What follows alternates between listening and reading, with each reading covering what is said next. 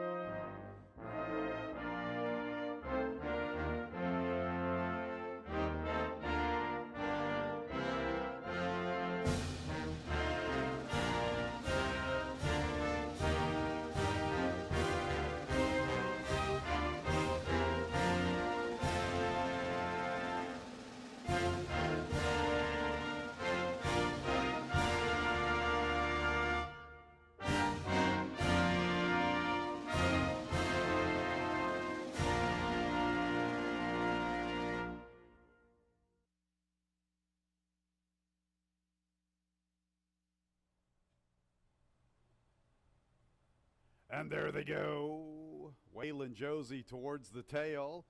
Spartina Splash and Risky Analysis begin the best in single versus third, and Waylon Josie now strides into the fourth spot and looking kind of crazy as the last of five.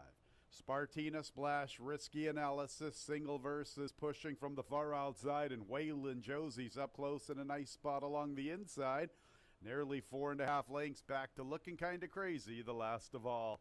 22 4/5. Spartina Splash has the lead heading into the turn, about a neck to Risky Analysis, who pushes too deep. Single verse from the far outside. Waylon Josie just needs somewhere to go, an inside trip for her, and she gets within 1.5 lengths midway through the turn, and here is Waylon Josie in the two-path, ready to assert her authority. At the back is looking kind of crazy. Spartina Splash putting away Risky Analysis, now confronted by Waylon Josie. And Waylon Josie's up to the front, Spartina Splash second. Risky Analysis is third, then single verse, and looking kind of crazy. Waylon Josie at even money, coming clear in the late stages. Waylon Josie in the Wednesday opener.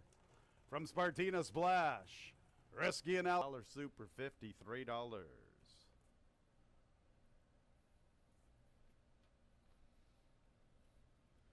Second race, Jackie Davis, New Jersey. And there they go. Slow start for Tuckabuckaway. A quick start for Gerhardt. He has the lead from 5-Star Bandit. Dunham Bay's up close from third. And Perfect Symphony has the fourth position. Fast in first is fifth through the early stages outside of Snappy Landing. Sal My Pal from the inside, and Tuckabuckaway from the extreme outside is making up ground, getting within 6 lengths of Gerhardt heading into the turn. Gerhardt on the lead. Dunham Bay gets within a length. 5-Star Bandit is third. And Perfect Symphony's fourth from the inside. 5 lengths to find. A length to Sal My Pal. Tuckabuckaway with a wide journey. Passing fast in first. And Snappy Landing is the last of 8. They race to the quarter pole. Gerhardt. Dunham Bay comes under left-handed urging. 5-Star Bandit seems to be traveling the better of those two. And here's 5-Star Bandit to the outside. 5-Star Bandit to tackle Gerhardt, who stays with him. Dunham Bay's back to third, and Sal My Pal is fourth. It's 5-Star Bandit with a narrow lead at the 16th. Gerhardt continues to go strongly. 5-Star Bandit going better. 5-Star Bandit in front. Gerhardt second best. Then Dunham Bay. Good race for third. Sal My Pal, I believe, is a New York bred by Kathleen Farron. A 6-5 exacta, $22.40. A trifecta, $34.87. A 4-6 early, double $9. And there they go. The New Miami away in last. Investment Grade begins the best. Banker's Beast is up close with Clifton Punch, the 3-year-old filly. Investment Grade is the quickest. Saloon Girl fourth from the inside. Then the New Miami, and Spring Frost is the distant trailer. Investment Grade has the lead to herself, about 1.25 lengths. Banker's Beast is following her. Clifton Punch is third through the early stages, and Saloon Girl's fourth from the inside. 2.5 or 3 to find heading into the turn. Another 4 lengths back to the New Miami, more than 5.5 in front of Spring Frost. Investment Grade, Banker's Beast makes her move. Banker's Beast is putting her head in front of Investment Grade. And the rail is there for Saloon Girl. She just needs to slip on through. And here comes Saloon Girl riding the rail into contention. Far outside races Clifton Punch. And Saloon Girl gets a passage along the inside. Investment Grade is countered, and she's second, but Saloon Girl's getting the trip this afternoon. It's Saloon Girl with the lead. Investment Grade is second, then Banker's Beast and Clifton Punch. Saloon Girl on her way to the winner's circle. Had a feeling she might be able to turn the tables on the big favorite this afternoon. Much better post. She got a cozy trip. She steps in for $11,000, claiming the 1 Investment Grade out of race 3. Fourth race will start the pick 5. Scratch the 4. Cool Quartet, 4 side. Ready for the pick 5.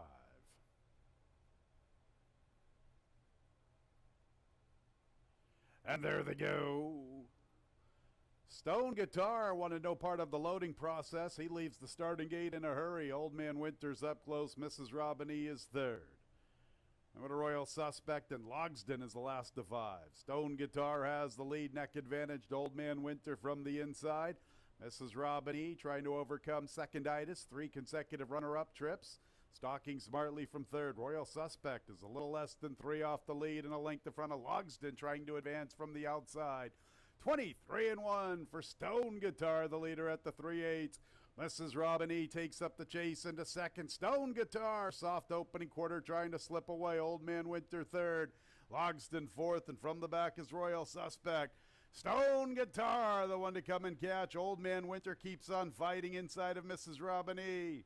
Royal Suspect tries to close ground up the inside. Stone Guitar has the lead. Old Man Winter is chasing with Mrs. Robiny.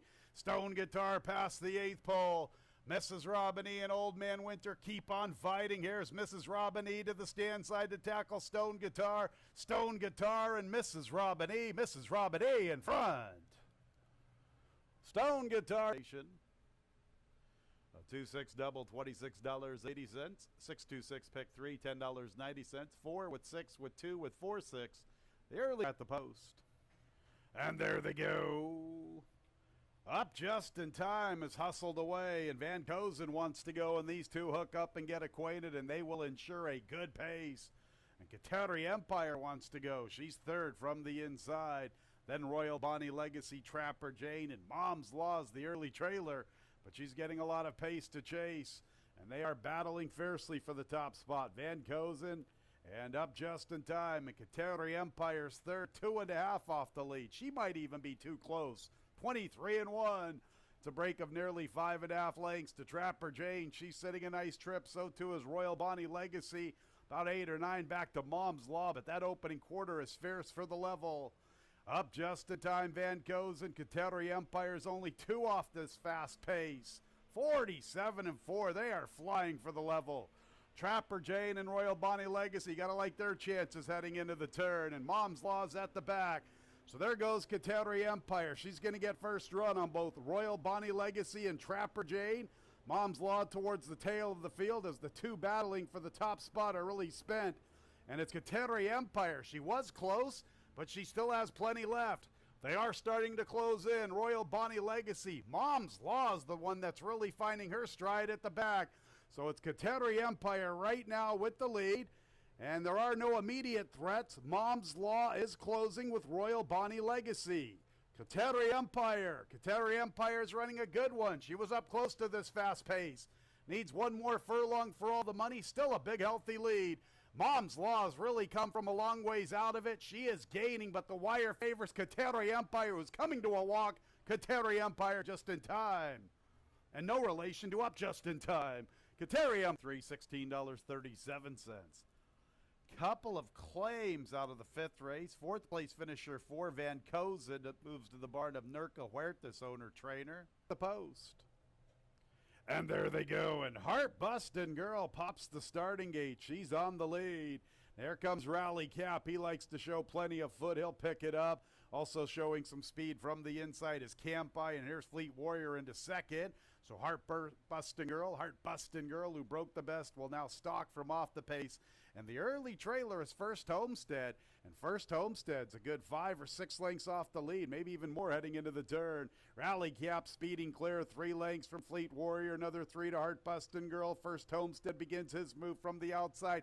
Campe now relegated to the rear. And Rally Cap, he's sharp these days. He's gunning for 3 in a row, and he builds up his lead. It's better than 4.5 lengths. Fleet Warrior continues to pursue. First Homestead's making up a lot of ground up the inside, and here he comes. And First Homestead's the late player, and it's time to recognize First Homestead. What a stride he has working, and he's gobbling up the ground. Here's First Homestead from last to first, and he's the 4th-time winner of the season.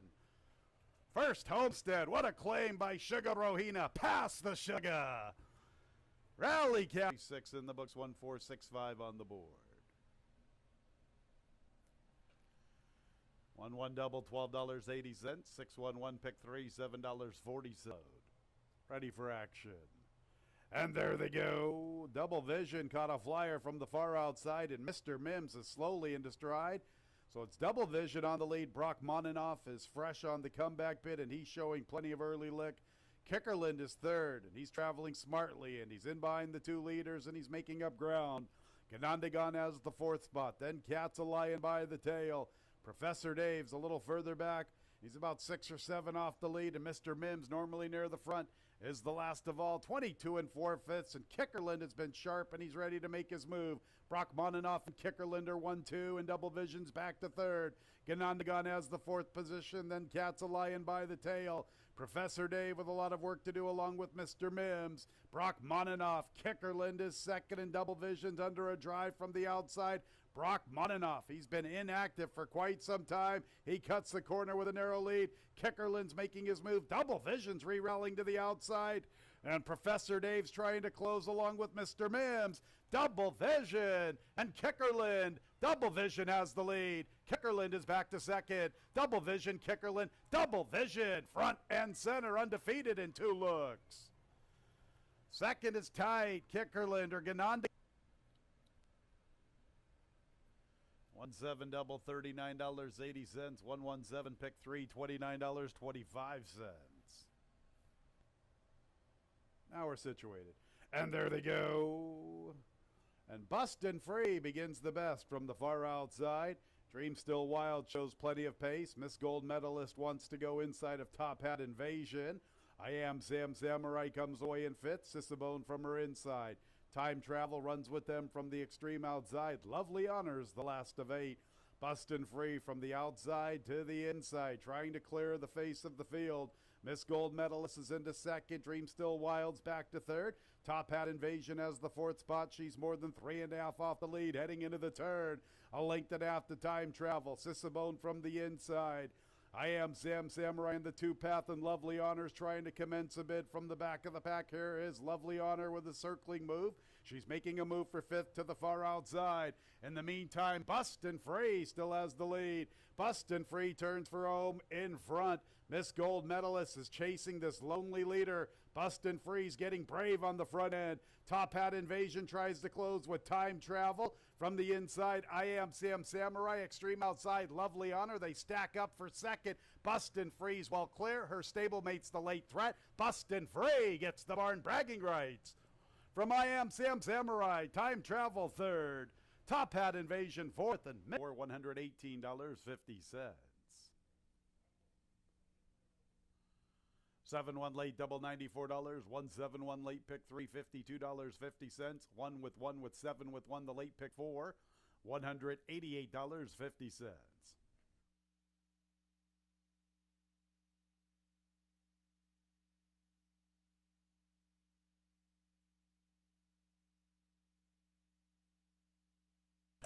Pleasant good afternoon, ladies and gentlemen. Welcome to Finger Lakes Gaming and Racetrack, our Monday opener in about 46 minutes at 1:10. 9 races, a fast racetrack. Race 8 is our Monday feature. The $50,000 guaranteed Genesee Valley Breeder Stakes. New York breds, 3-year-olds and up, 1 mile and 1/16. A nice pick 6 carryover starting in the 4th race. better than $20,000. Let's get right into the changes. Let's open up our programs. Here are today's changes.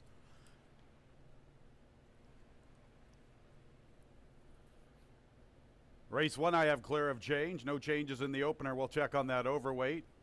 No changes I have. The opener, starting the early double and the early pick 3. Second race will start the early pick 4, a 9-race card. In the second race, scratches 4, Shopping for Gold, and 6, Pam North Andiamo. I have an overweight, number 1, Lasagna, 1 pound over. So no overweight in the opener. The overweight's in the second race, number 1, Lasagna. Diego at 21 today. So the race 1 is clear of change. Second race, 1, Lasagna, 1 pound over, and a couple of scratches, 4 and 6, Shopping for Gold, and Pam North Andiamo. Let's go to the third race. Scratch the 3, Farm Safety. 3, Farm Safety out of the third. The 4, Tarquinius, 1 pound over. Our fourth race will start the Monday pick 6. No changes. That carryover, $20,509.55. Biggest carryover of the season. One unique ticket. Perhaps today with a Monday pool. Who knows? Maybe 33, 35,000. Hard to say. But nearly 21,000 already built up. Got to be the unique ticket. Fourth is clear of change. Fifth race starts the pick 5. Scratch 6, Invaluable Will. 6, Invaluable Will out of the fifth. The 8, Armando's Team, 2 pounds over.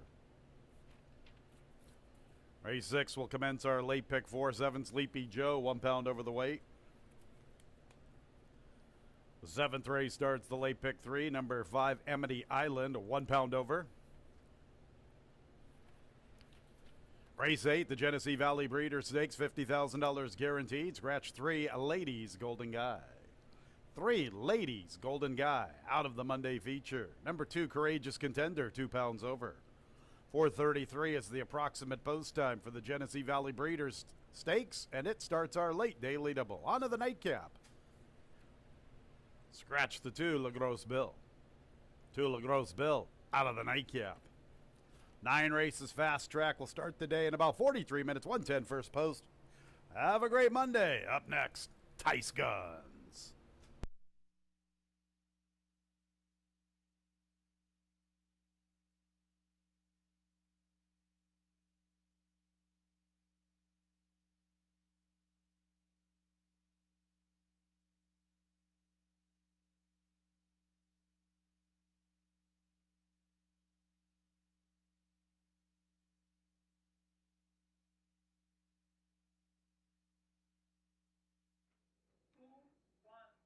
I'm David Tice here, Finger Lakes Gaming and Racetrack.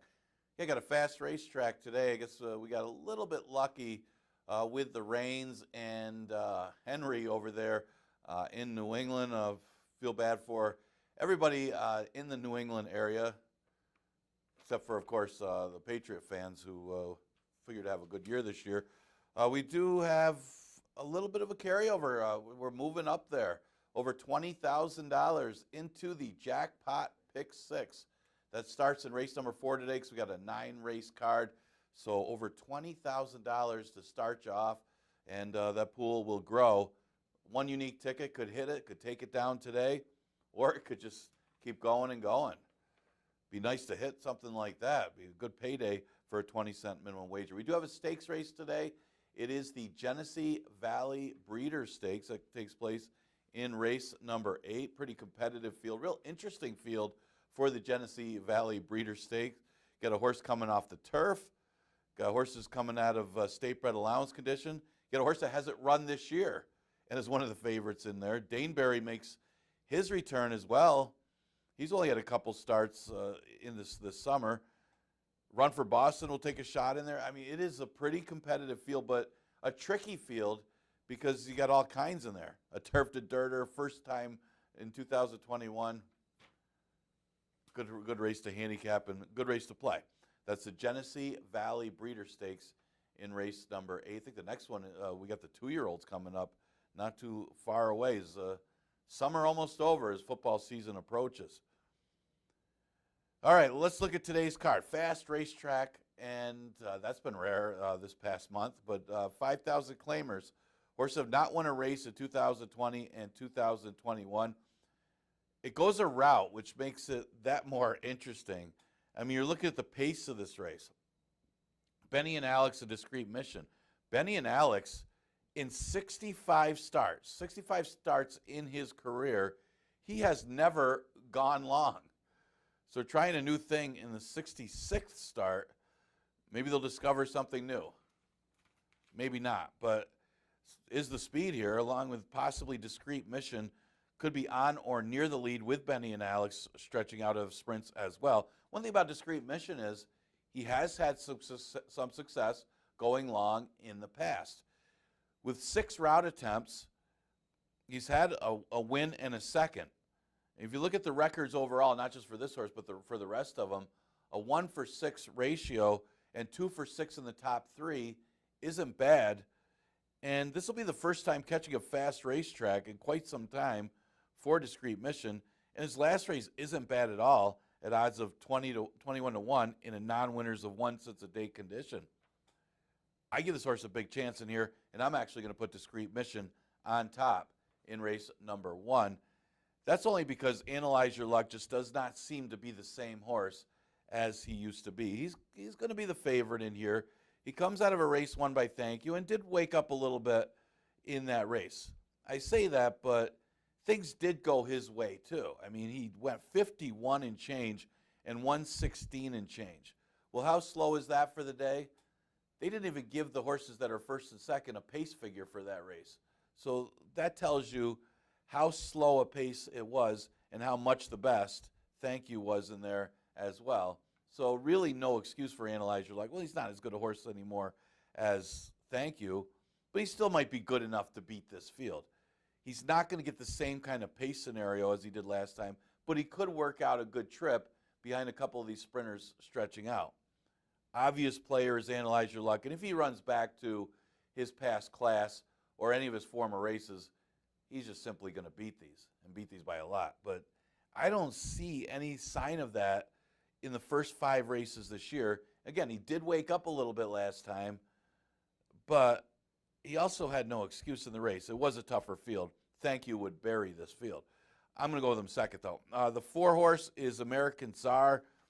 American Czar will get the veteran Wilfredo Rohina, the master. And you know, double-digit loss last time, first time stretching out this year. But it was the first time stretching out this year for American Czar. He did show signs of life in a race won by Bobcat earlier in the year. That wasn't the strongest of fields, but neither is this one.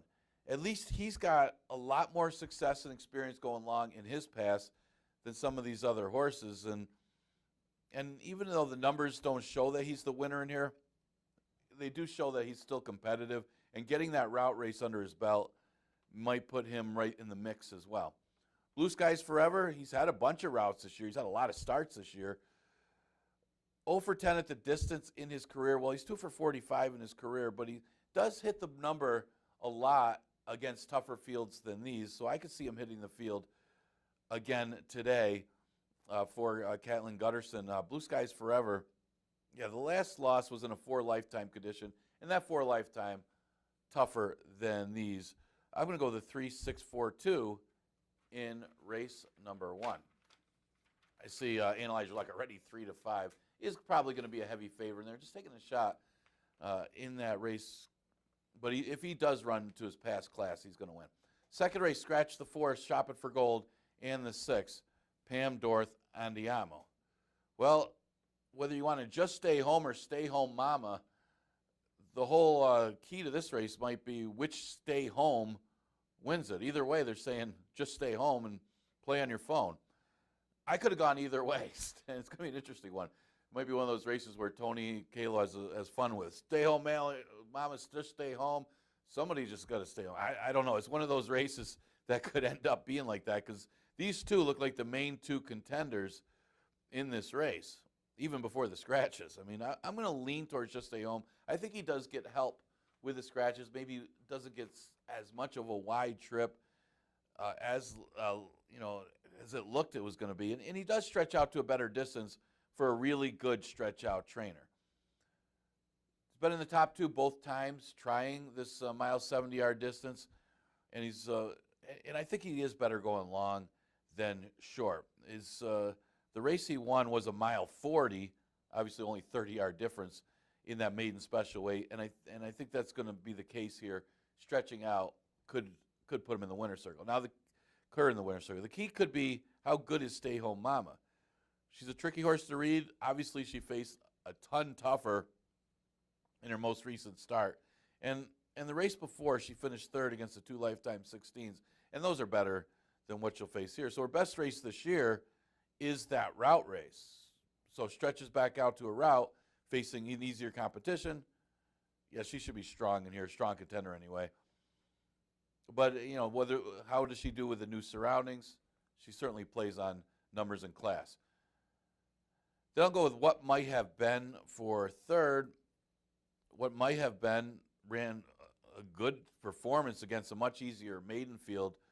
And, those buyer numbers in the mid-40s is better than the remaining horses that are in here. The entry, they're not reaching that. Little bit of blue, she's improving, but she isn't quite this level off of that last race. Maybe she keeps getting better after a lone speed victory.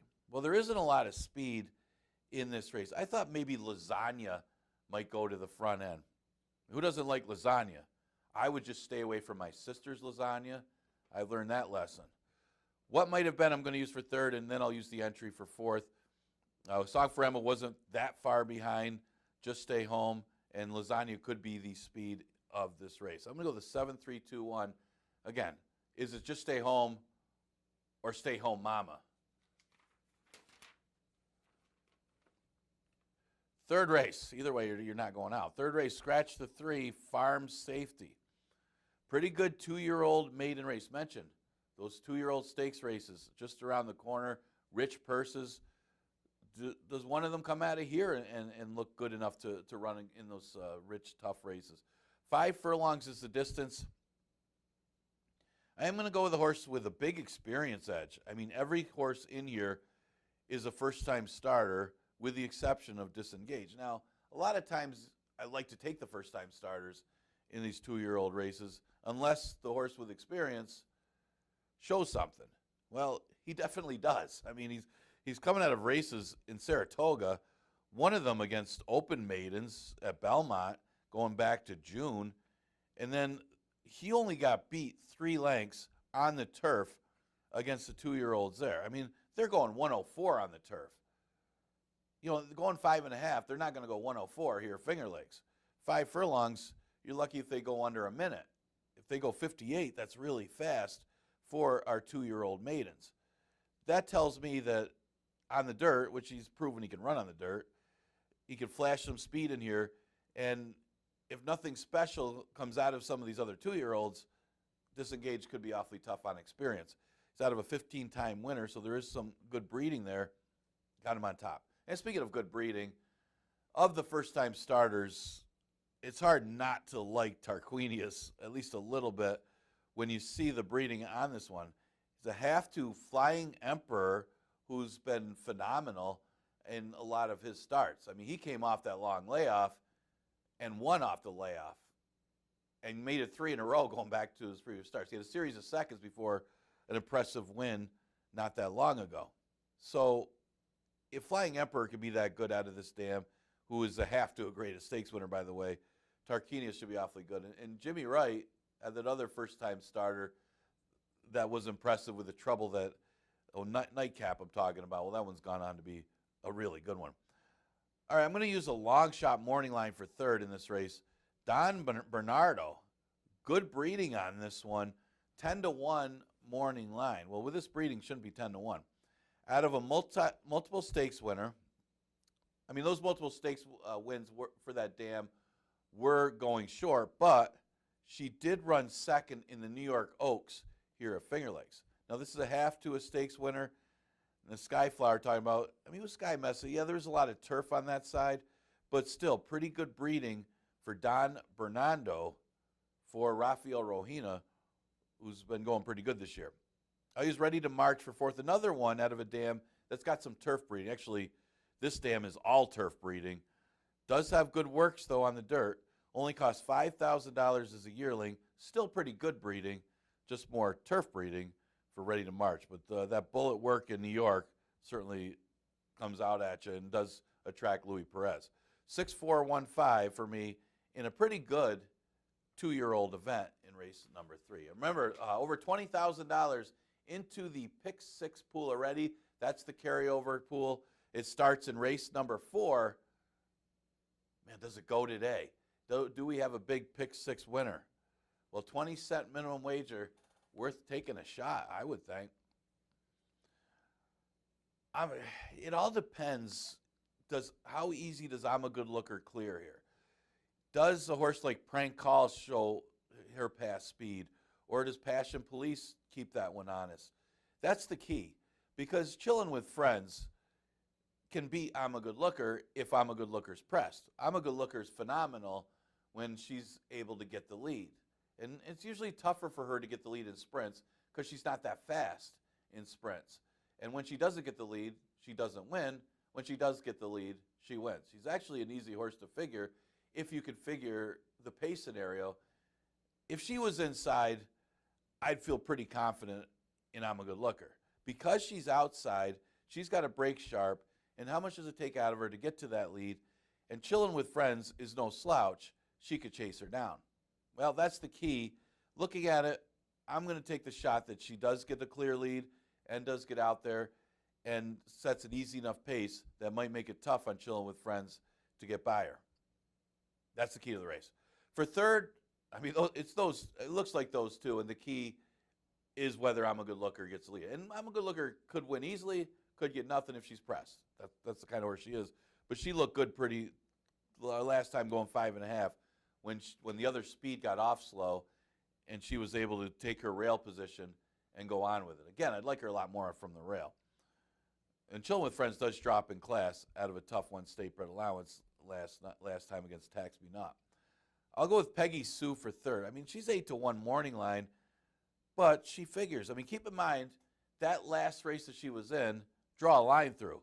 Yes, it was a 5-horse field, but it was against the boys. She had no chance in that race against that quality of field. Her previous start was a good one. Yes, it was an easier condition that she won, but she did it in a decent time for the day. It was a route, but she's just as good going short as long. And in that route, she wasn't that far behind Chilling with Friends. Now, she may have a lot of ground to make up in a race that doesn't have a lot of speed in it other than I'm a Good Looker. But looking at the rest of them, who are mostly coming out of easier conditions, this one's coming out of a tougher race. Reason to like her to get in the number, talking about Peggy Sue. Mention, you got horses like Prank Call, who could be the pressing speed, maybe. You got Passion Police, who's eligible for a much easier condition. She's interesting as far as where, the spots that she's been in. Same thing with Party of Salt Lake. She's eligible for an easier condition as well, I believe.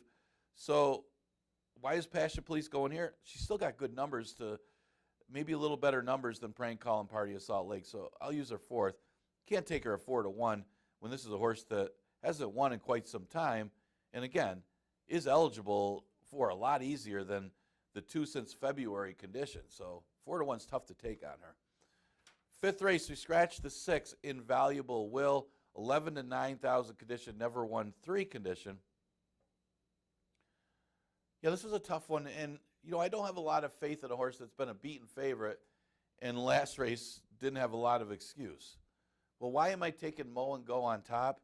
Well, I do like the angle of this horse only getting a couple starts, taking a little bit of a break, and getting a nice work in him on July 28th.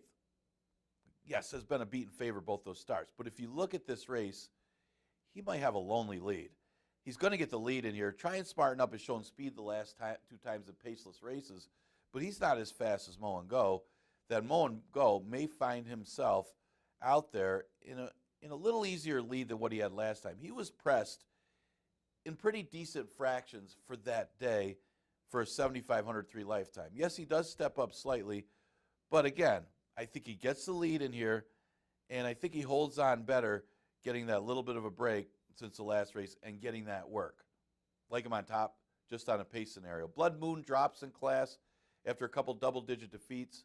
One excuse you can make for Blood Moon last time is Little Matty Brown was the main speed, and Beachfront was a lot better horse. Beachfront would beat this field pretty easily. But there wasn't much pace in that race against that allowance field.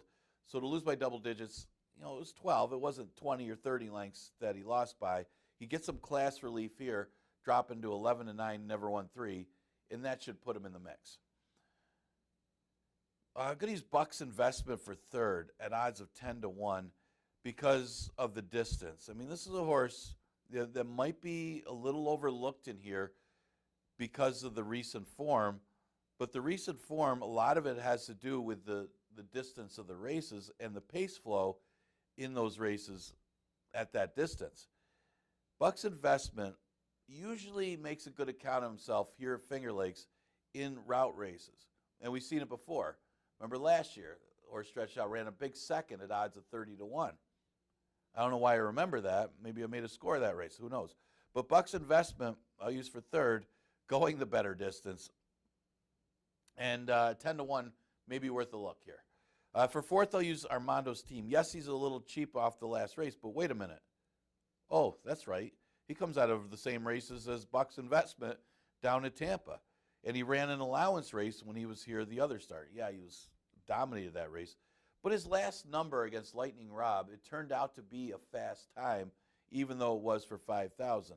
So this one could sneak into the number, even though he does step up in class. Look at the rest of the field. I mean, they are basically 5,000 claimers. Engineers Report's been basically running for 5 and 75 in his pass. Try and Smarten Up might be heading that direction to 5. Classy Papa, it's been was claimed for 5,000 just a couple starts ago. Kingfish ran for 5,000 his last couple starts. So it isn't a big step up for these beaten fives to jump up here, but it does look better for a horse like Blood Moon dropping from allowance to 11 because it's almost like a drop to 5. Same thing for Mow and Go. Sixth race, this starts the pick 4. Remember, the pick 5 starts in the 5th with the 9-race card, includes our feature race, the Genesee Valley Breeders. Going to go with the inside horse in here, Interstate. Knocking at the door, ran a good second last time behind Trap the Dream. Good effort, and that was after putting the blinkers back on and stretching out. Was going long in New York. I look at this field. Do you love anybody in here? Go Cash Go. Yeah, he could be a tough one with the numbers he has. It's tough to gauge how the Big Gray is going to do because, I mean, this is a horse that's strongly bred for the turf and didn't beat a horse in his 2 races on the turf. Sometimes they go against their breeding and run better on the dirt, but I didn't know what to do with that one as well. But I thought Interstate might be the logical horse off of a good second-place finish last time. Mentioned Go Cash Go. Yeah, it looked like he had the race won. I think Magic Years caught him by surprise in the late stages, but that was really the only other horse that figured in that race. It was basically a 2-horse race on paper, and he ran a good second to the other horse. Well, Bellagio ran a huge one to beat him. He was wide that race, but I think Bellagio was wider. He's another one, like Interstate, not badly beaten at the level, couple seconds in a row, and should get a decent trip in here. Horse that didn't get a good trip last time is Global Trouble Coco. He did have a lot of trouble last race. You know, they were afraid to drop him back to a claimer because Carlos Dominguez might be looking at this horse. But did run 4th in his last start behind Starship Oreo, but I think he ran a better race than Starship Oreo considering that he was blocked. Now, it does say he was blocked. Yeah, that's an understatement. You're right. He was blocked that race. It almost looked like Joel Cruz had given up at finding space. And that's how bad it was, how little room he had behind horses. That whole entire turn into the stretch, he just had nowhere to go. And when he did find some running, he did have some horse. So who knows if he had a clean trip, if he would have won that race. He certainly, I think, would have been ahead of Starship Oreo. So at 6-1, maybe worth a look here. Again, I'll have to throw in the Big Gray because he's the mystery horse here. Obviously, good connections with Jeremiah Englehart and John Davila. Hasn't beaten a horse, though, in a couple starts. They did pay a lot of money, $60,000 as a yearling, but I think they paid that money thinking that he was going to be a pretty good turf horse based on the breeding. We'll see. I mean, this is easier competition than what he's faced, so I wouldn't be surprised if he won here with these connections, if he takes to the surface. But that's a big if when they're bred for the turf. All right, 7th race, an allowance event. Never won state bred, going a distance of 1.70 miles. I talk about some of the horses that have had the best luck here at the racetrack, kind of like a Loon Lake and some of the other ones. But talk about a horse that's had the worst racing luck in the 2021 season. It has to be Whispering Rose. This is a horse that's pretty good right now. She has not run a bad race this year, or at least at Finger Lakes this year. The problem is she's had absolutely no racing luck as far as pace flow and the way the track has played. And it's really evident. Look at the last 4 races for Whispering Rose. All right, let's start with Color Chart. And Color Chart couldn't have had an easier lead, was absolutely lone speed. So what are you going to do? Whispering Rose just chasing her. Homedale Park that day, absolutely lone speed. Got an easy lead. It was a good horse anyway. Whispering Rose had to settle for second. In that short 5-horse field with Big Sin. Big Sin is a good horse, and she got an easy lead that day and was gone. The other race with Tax Me Not didn't have an easy lead, but they went slow up front. So what was Whispering Rose going to do? She had nothing to close into. Is that the case again today? I mean, one of these days she's going to get a trip. And you know what? I just think it's a little easier field. And I do think the speed's going to back up here because the speed looks like Troll Crossing and maybe a horse like Sisters Patricia. I think Whispering Rose has no excuse today. It's a question of how good Amity Island is. Maybe the racing luck is catching a better horse than Amity Island, but Amity Island has been off since May. That's the question mark. If Amity Island runs to her breeding and her class, she'll beat these. She'll beat Whispering Rose. But maybe Ralph D'Alessandro is finally going to get some racing luck with Whispering Rose. If he does, Amity Island might be a better horse. That could be interesting to see what happens. Because if Amity Island runs back to her race, 2 back, in the slop, the race that she had in April, she's going to win. They went, got a 70 buyer for that race. So it doesn't matter what kind of trip or racing luck Whispering Rose has. If Amity Island runs that race, she's going to win. Well, that's an if because she's been off since May, and that's the question mark with Amity Island. All right, I'll use Smart Broad for third. She did have a troubled trip last time, and she had to run third behind Whispering Rose. I don't know if she'd finish ahead of Whispering Rose or not, but she at least deserves a mention, and she should be in the number. Dancing Slippers, yeah, she won 2 in a row. She was looking good at the end of last year, and maybe it needed a couple starts this year to get going. Well, she'll have to run a lot better than what she did last time, but she does have the talent if you look at some of her maiden races last year. All right, our feature race, we'll go quick here, is the Genesee Valley Breeder Stakes. We scratched the 3 Ladies Golden Guy. Good competitive race, as mentioned earlier. I settled on I Love Jackson, who got his feet under him on the racetrack, got the feel of the racetrack, I should say, last time. Just got beat by the pace and the track. I mean, he caught a race where Smooth Operation was, the other speed scratched earlier in the day, and that left Smooth Operation alone on the lead. I Love Jackson had to chase a little more than normal and did go after Smooth Operation late, but that one had a lot left because of the pace flow of that race. That was coming off a win at Saratoga. You look at this race, and it's basically a 2-state bred condition. Well, this horse would win a 2-state bred condition here at Finger Lakes, and I think I Love Jackson, on using that logic, should win here with a better pace flow than what he had last time. I'll use Daneberry for second. If he runs back to some of his back class races, he should be tough. His last race is not good, but he returns to Finger Lakes where he did have a win in the past, and he's got the class to win here. He did scratch the other day. The 4, Chowda, What do you do with this horse? Yes, he wins if he runs his race. Why is this his first start off of a long layoff? He hasn't run since October of last year. Again, if he runs to his class, those are some tough 3-year-old stakes races that he was in last year. He's simply going to win. That's an if. Obviously, Gary Sciacca has had a lot of success here and could win here. Chowder. This cat can fly. I'll use for 4th. His first race here from Parks was phenomenal. If he could repeat that, he could be very competitive in this spot. All right, last race, scratch the 2, LaGros Spill.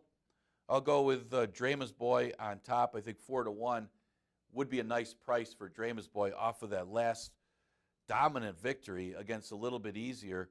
But if he repeats that performance, even though this is a tougher field, I think he still wins. That was a fast time for the day, and he just blew that field away. Stoneheart, it seems to be going in the wrong direction the last couple starts, but the numbers are good. And I like the trip that he might get in here. Margarita Sunrise looks like the speed. Maybe he can hold the rail with Margarita Sunrise, or at least stay up close with that one and get first run on some of these other ones. Take Your Place. Absolutely no early speed last time, going 5.5. Needs more distance. Gets an extra half furlong. It might be a little sharper today as well, and could be heard from late. Would like him a little more if it was a mile. The 3, Fed Fever, 3-1, too short to take, as he didn't beat anything last time and got a good pace up front. But maybe going pretty good right now and should close to be in the number. 4, 5, 6, 3 in today's 9th race. Enjoy today's card. Again, our feature race is the Genesee Valley Breeder Stakes. That'll be race number 8. Pick 6 starts in race number 4 with over $20,000 carryover into that jackpot Pick 6 pool. We continue live racing this week, Monday through Wednesday. Next live race today will be tomorrow with a 1:10 first post. See you then.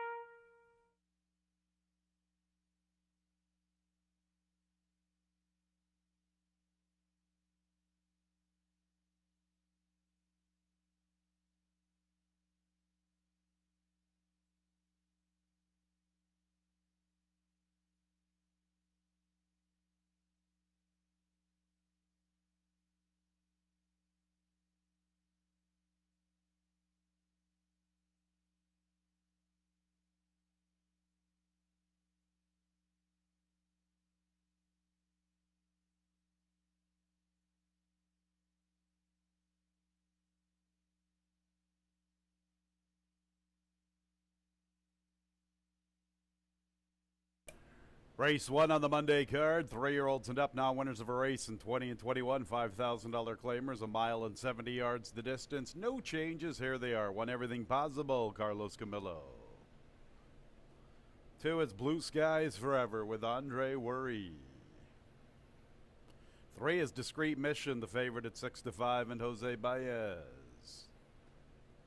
4 is American Czar, Wilfredo Rohina. 5, Benny and Alex, John Barrios. 6, Analyze Your Luck, second choice 2-1, Jeremias Flores. Fast Track, 9 races. Race 1 starts the early, double in the early. Pick 3 and post time is in 6 minutes.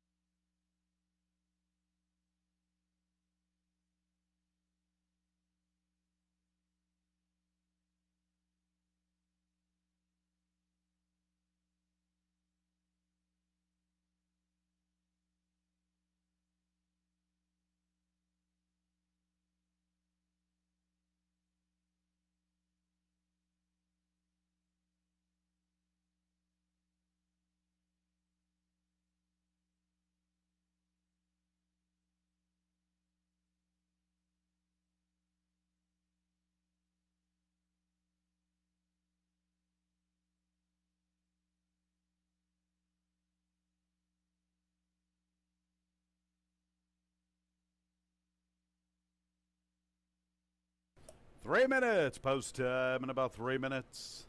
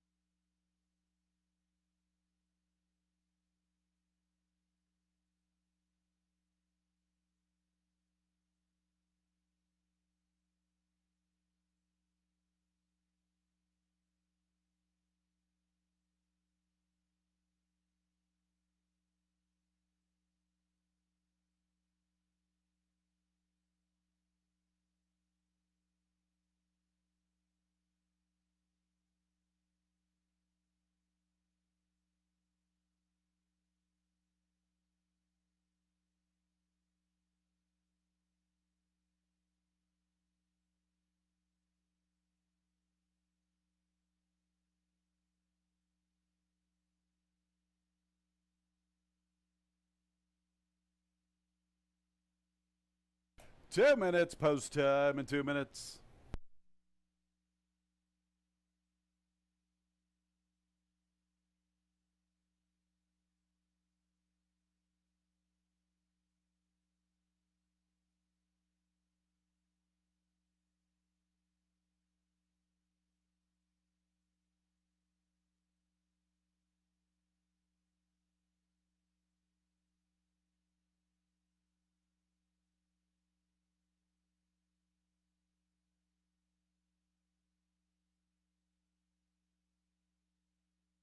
1 minute, post time in a minute.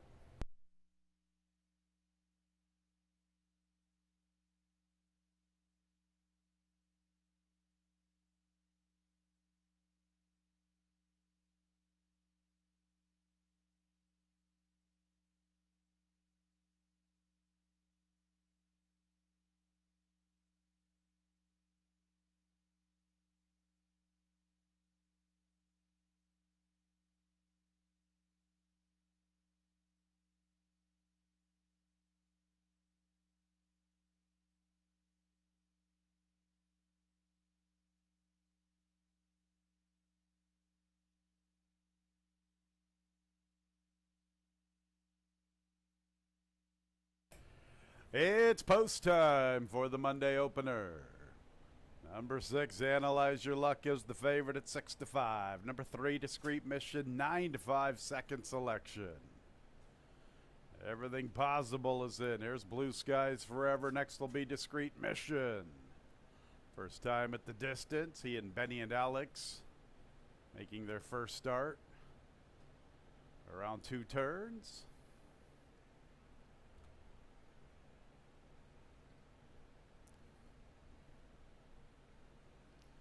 There's American Czar looking for his 9th career score, leads the field. Benny and Alex and Analyze Your Luck both in search of career win number 7. Analyze Your Luck 6-5, Discreet Mission 8-5. There's Benny and Alex, the favorite. Analyze Your Luck, the last of 6 to the outside. Ready for the Monday opener.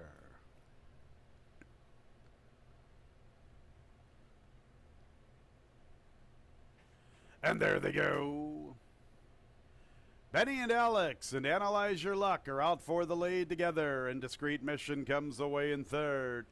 American Czar is 4th. Everything Possible towards the tail with Blue Skies Forever. Benny and Alex on the stretch out. His first start around 2 turns, making the pace from Analyze Your Luck. Discreet Mission is 3 lengths from the front, saving ground. American Czar goes with him. Blue Skies Forever and Everything Possible at the back, 2 by 2 by 2 entering the backstretch. And it's Benny and Alex with the lead, a length and a half. Analyze Your Luck sitting a nice trip in 2nd. And American Czar inches a little closer, 3 wide at the 5/8, little more than 2 1/4 off the pace. About 4 lengths back to Discreet Mission, another length to Blue Skies Forever, 3 deep and Everything Possible in the 2 path. They race up the Finger Lakes backstretch, 48 1/5. Benny and Alex, Analyze Your Luck. American Czar is pushing 3 deep. Now it's 6 lengths. Discreet Mission with Blue Skies Forever. Everything Possible's at the tail. They race into the far turn. And there goes Analyze Your Luck and American Czar. And Benny and Alex is retreating. And Discreet Mission's a little even paced. 8 off the lead with Blue Skies Forever to his outside. And Everything Possible's at the back. And Analyze Your Luck was sitting the trip up the backstretch. And he's the one to beat at the top of the lane, getting away from his rivals. American Czar is closest pursuer. Then Benny and Alex, Blue Skies Forever and Discreet Mission. Analyze Your Luck opening up past the 8th pole. Big victory here for Analyze Your Luck. Just pouring it on from American Czar. Blue Skies Forever's into 3rd, and Everything Possible's trying to make a late charge to 4th. It's all about Analyze Your Luck in the opener. His 7th career score. American Czar 2nd. Blue Skies Forever 3rd. Everything Possible at 45-1 to complete the superfecta.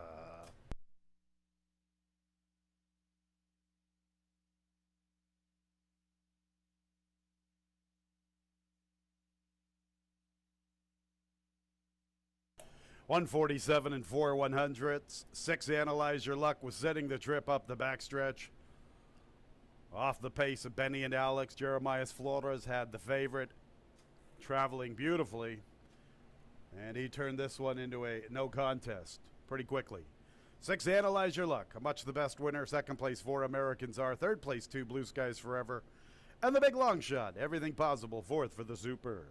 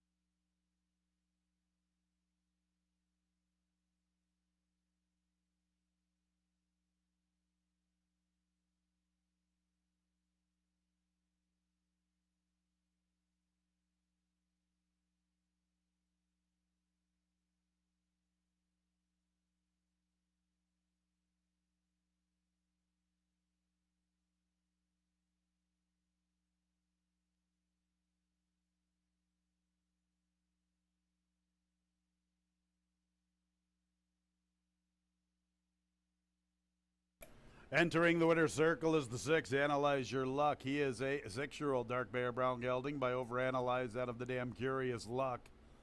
Owned by Judy Anderson, winning trader Bruce Anderson, winning jockey Jeremiah Flores. Winner was bred in New York by Diane Boykin. And the opener is in the books officially, 6-4-2-1. Exact at $20, the trifecta $13.75, dollar super $101. Second race, couple of scratches. Number 4, Shopping for Gold, and the 6, Pam North Andiamo. 1 Lasagna, 1 pound over. 9 races. Race 2 will start the early pick 4. Our second race is in 24 minutes at 1:39. Changes in the early pick 4 sequence. Race 3, scratch the 3, Farm Safety.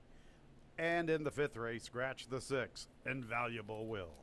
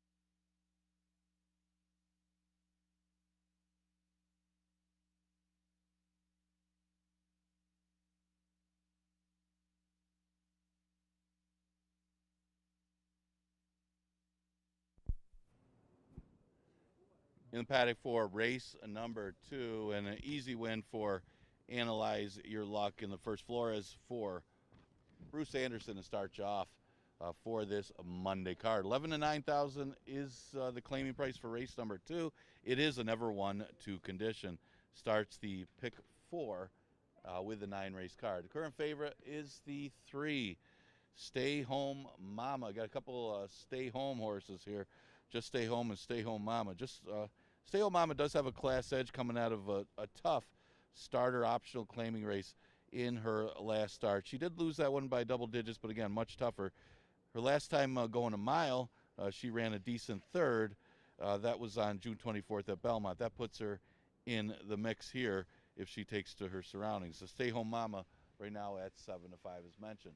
The one horse as part of an entry, you got Lasagna and Song for Emma. Lasagna figures to be the speed here as she stretched out for the first time last time and was up with the pace early, but just couldn't stay with them late.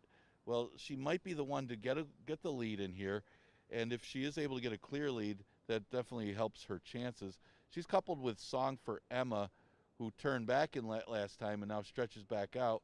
Her route races were against Allowance Company, so this will be the first time in for a tag going long, because her last race when dropping down was in a sprint. So the entry right now, 2 for the price of 1 at odds of 2 to 1. On the outside is the 7, Just Stay Home.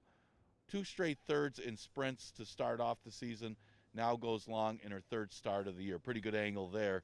And it's not like she's that badly beaten in races that, maybe a little bit short for her. It's going 5.5.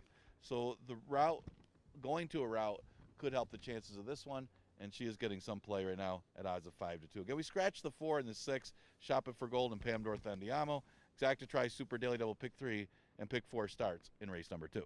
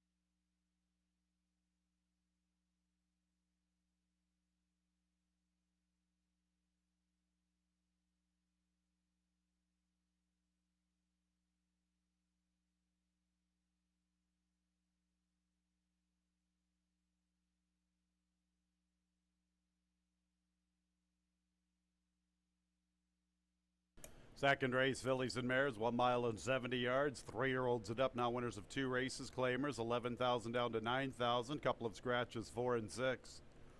Here's the field. 1 Lasagna, Emmanuel Di Diego, 1 pound over. The lone mare, 1A Song for Emma, Tammy Permarini. Number 2, Might Have Been, Sammy Cardona. 3 is Stay Home Mama, Harry Hernandez. 3-2 favorite. Scratch the 4, Shopping for Gold. 5 is A Little Bit Blue, Rudy Ignacio. A Little Bit Blues looking for 2 in a row. Scratch the 6, Pam Dorth Andiamo. 7, Just Stay Home. Second choice 2-1, Luis Perez. 9 races. Race 2 will start the early pick 4. Our second race is in 5 minutes at 1:39.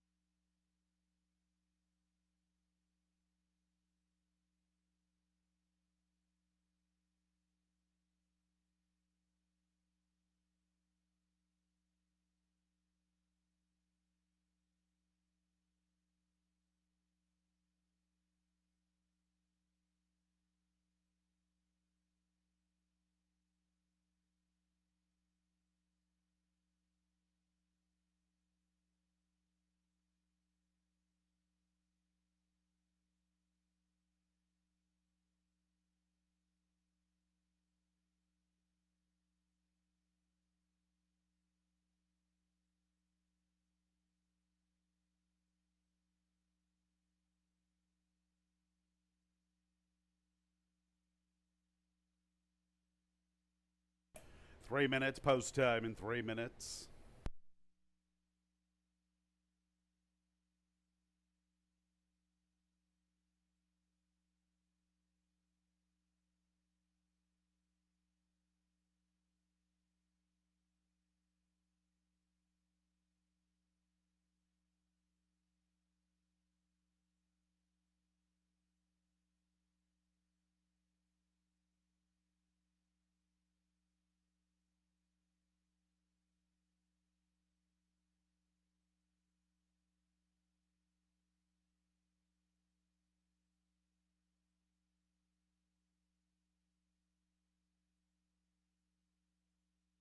Two minutes, final 2 minutes of wagering, race 2.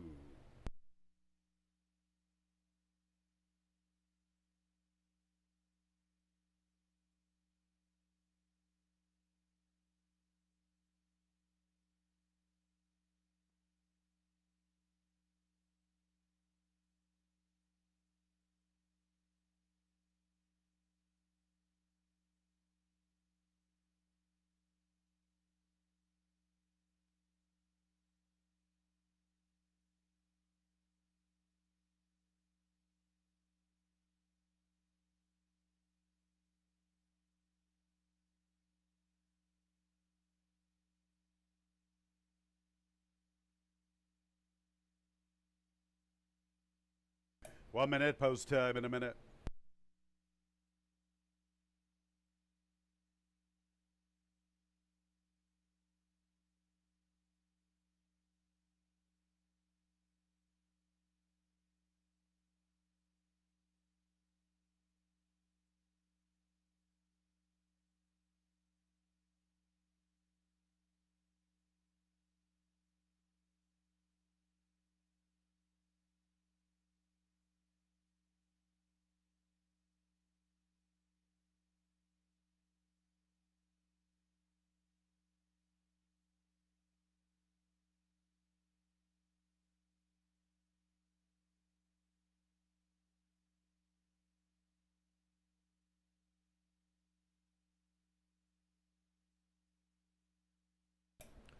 It's post time for the second race.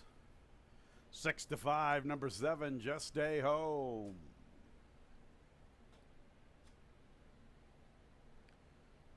Three to 1, number 3, Stay Home Mama. 3 to 1, number 2, What Might Have Been. 7-2 for the Ralphie D duo, Lasagna Song for Emma. A little bit blues, the big long shot at 10 to 1.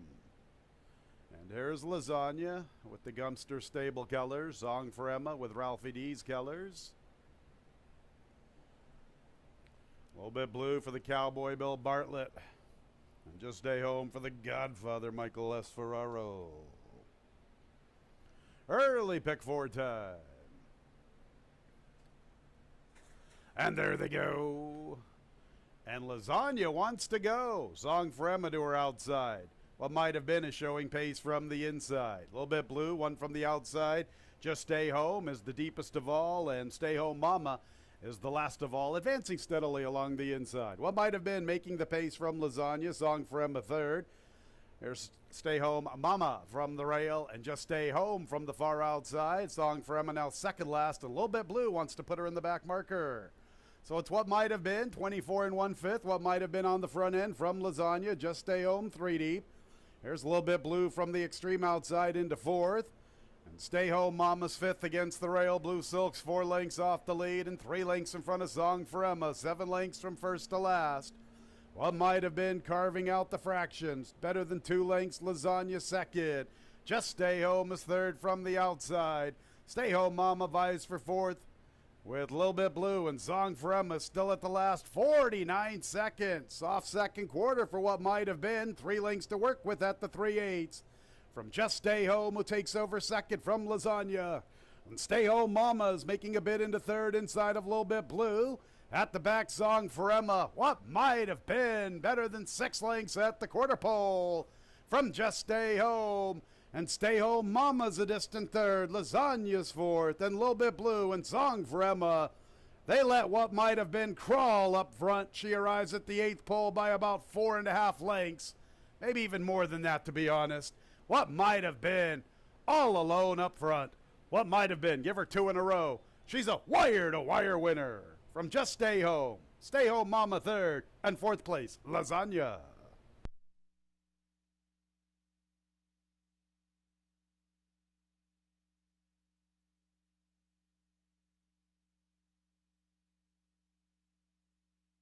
Second quarter of 24 4, that was really race over.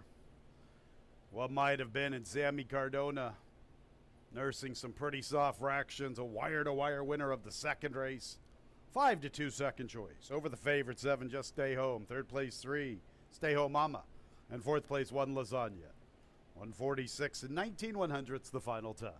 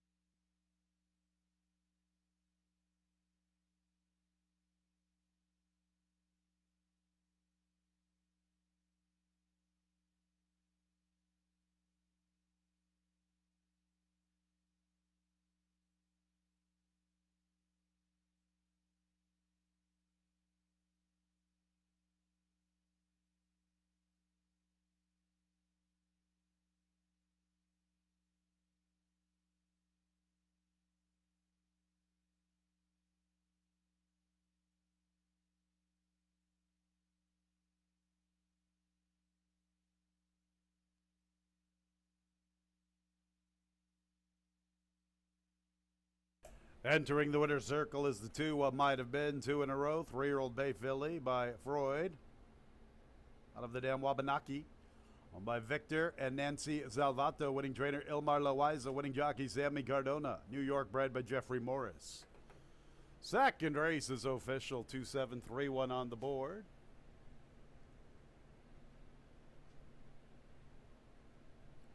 Exacta $16, trifecta $6.90, a dollar super $20.70. 6-2 early double $20. On to the third race, scratch number 3, Farm Safety. The 4, Tarquinius, 1 pound over. 2-year-olds in the third race, post time in 24 minutes at 2:08.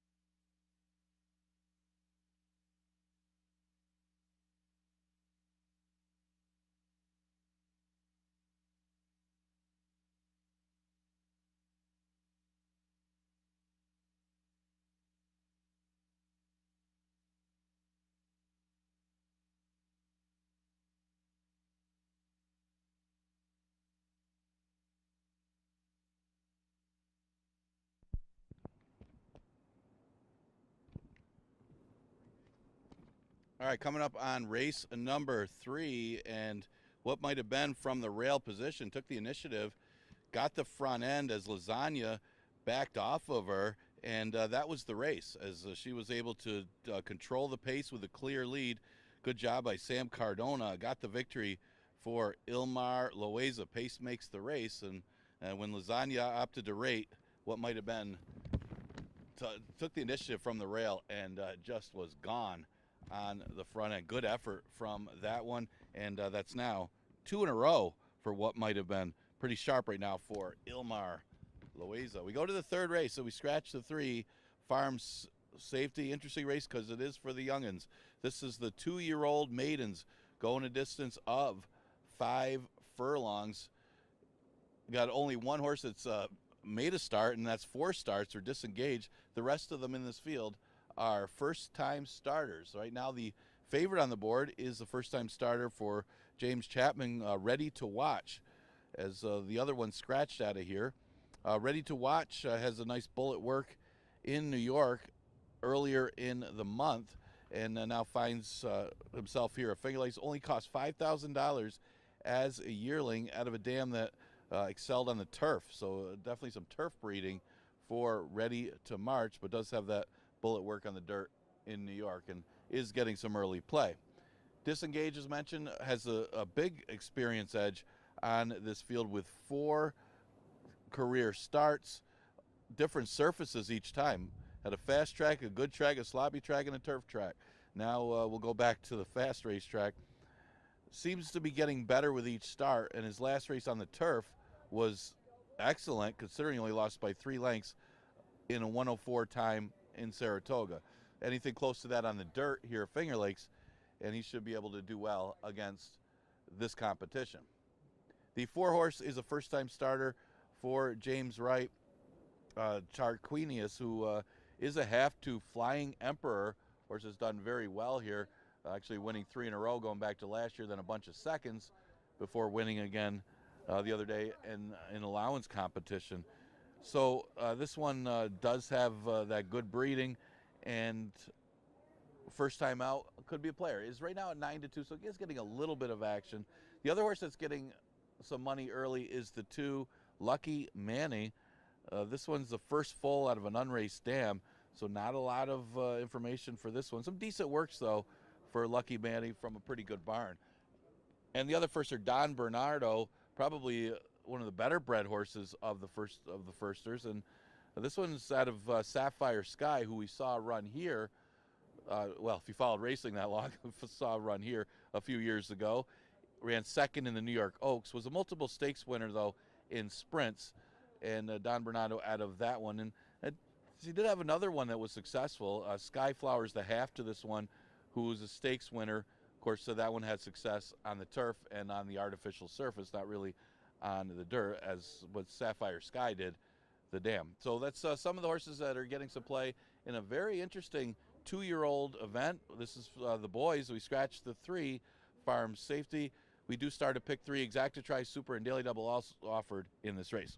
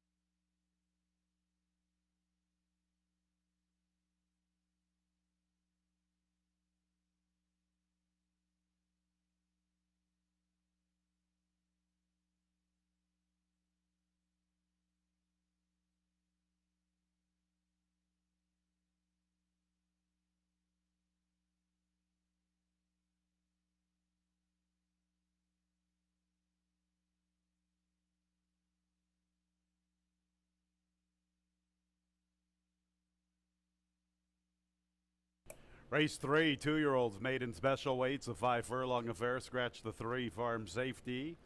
Number 4, Tarquinius, 1 pound over. Our third race is in 6 minutes at 2:08.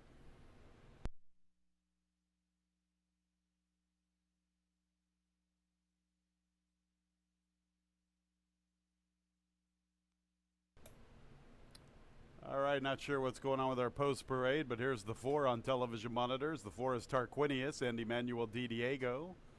Field of 6 2-year-olds, and 5 of them are debuting, including the 4 Tarquinius. 6 Disengage is the only one with afternoon racing experience. Here's the 5 ready to march, Luis Perez. 6 is Disengage, making his 5th career start. Andre Worry is the jockey. Ready to march 9 to 5. Disengage at 2 to 1. Here's the 7 Traveling Man, Harry Hernandez.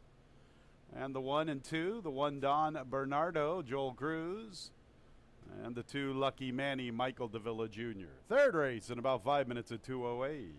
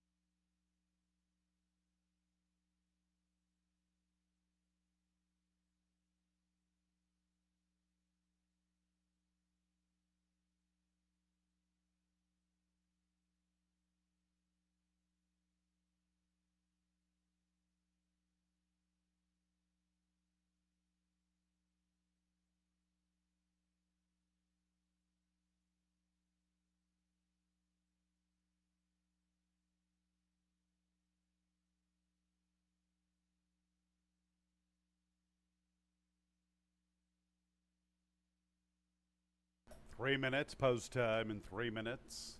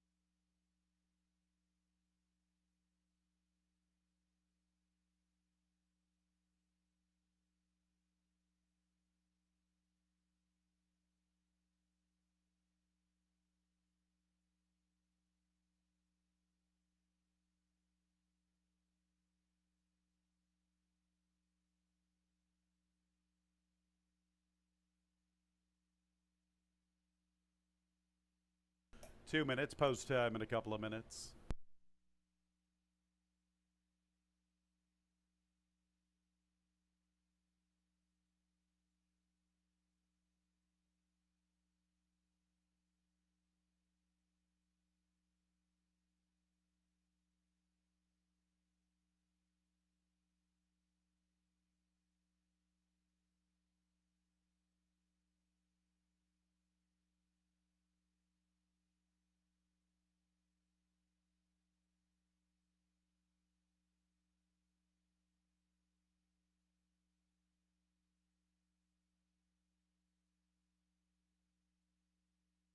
1 minute, the 2-year-olds are approaching the starting gate.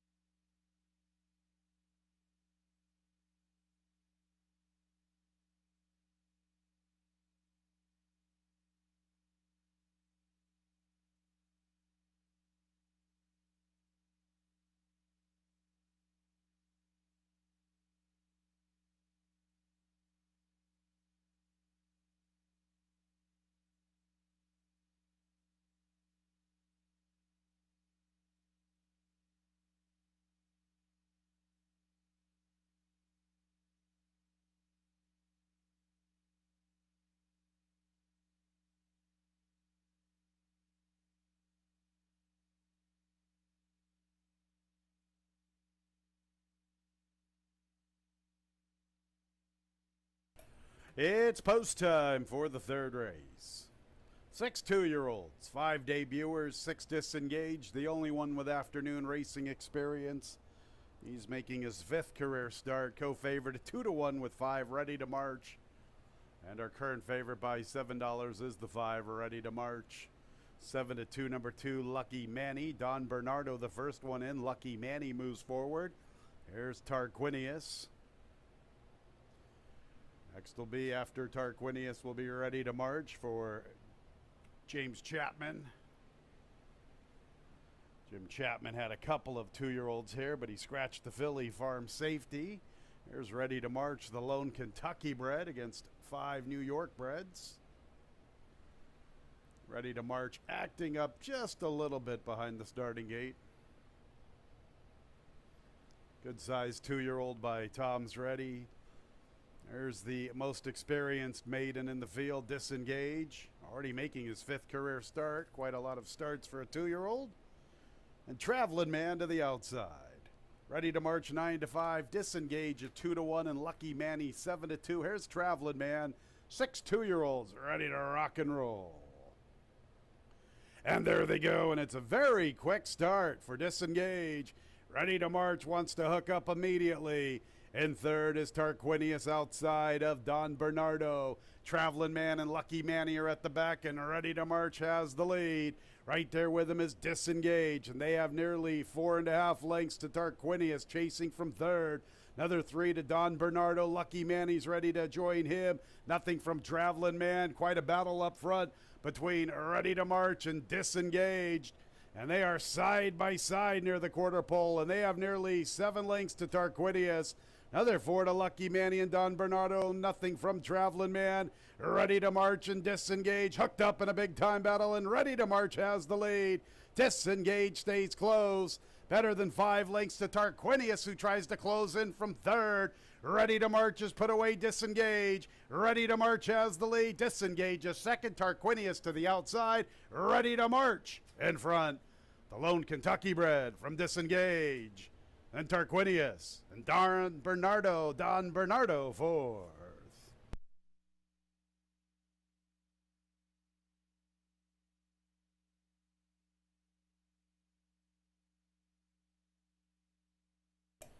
Minute and 2/5. That's the time on the board. Number 5 Ready to March first, 2-1.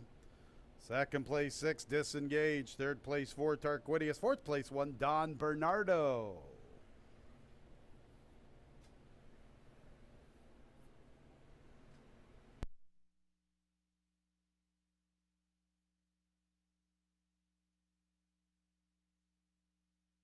One minute and 43 100ths the final time.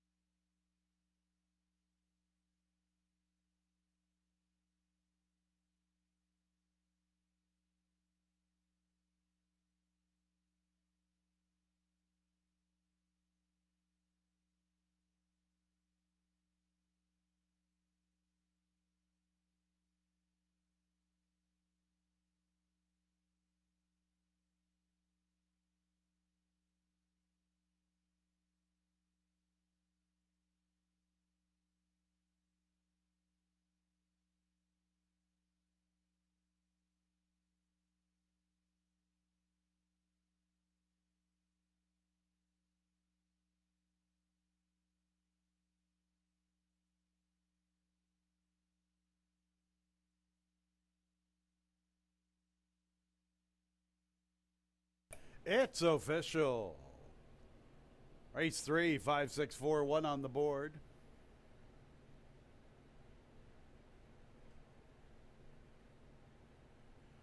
Entering the winner's circle is the 5, Ready to March.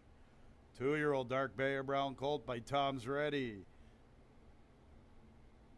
Out of the Warfront mare March On. Owned by Jim Chapman and Stuart Sujimoto LLC. Jim Chapman, the winning trader, winning jockey Luis Perez. Kentucky bred by Mike Petrangelo. 5-6 exacta, $26.20. A trifecta, $21.50. Dollar super, $108.50. 2-5 double, $31.20. 6-2-5 pick 3. Early pick 3, $27.87. Fourth race will start our Monday pick 6 carryover, $20,509.55. Biggest of the season. Got to be a unique ticket. Who knows how much you could walk away if you're the only ticket. 30, 35,000. Scratches in the sequence. Fifth race, scratch 6, Invaluable Will. Eighth race, scratch the 3, Ladies Golden Guy. Ninth race, scratch the 2, La Grosse Bill. Best of luck in the pick 6. Post time in 23 minutes at 2:37.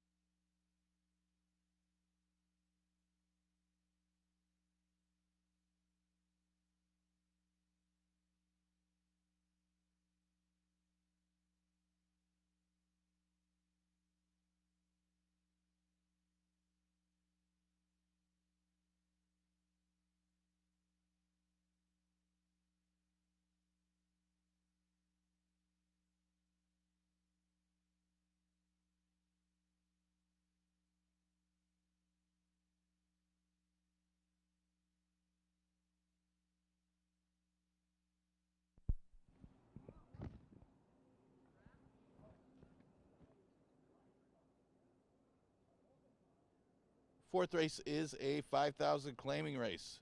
Fillies and Mares have not won 2 races since the date. Going back to the third, well, that was Ready to March.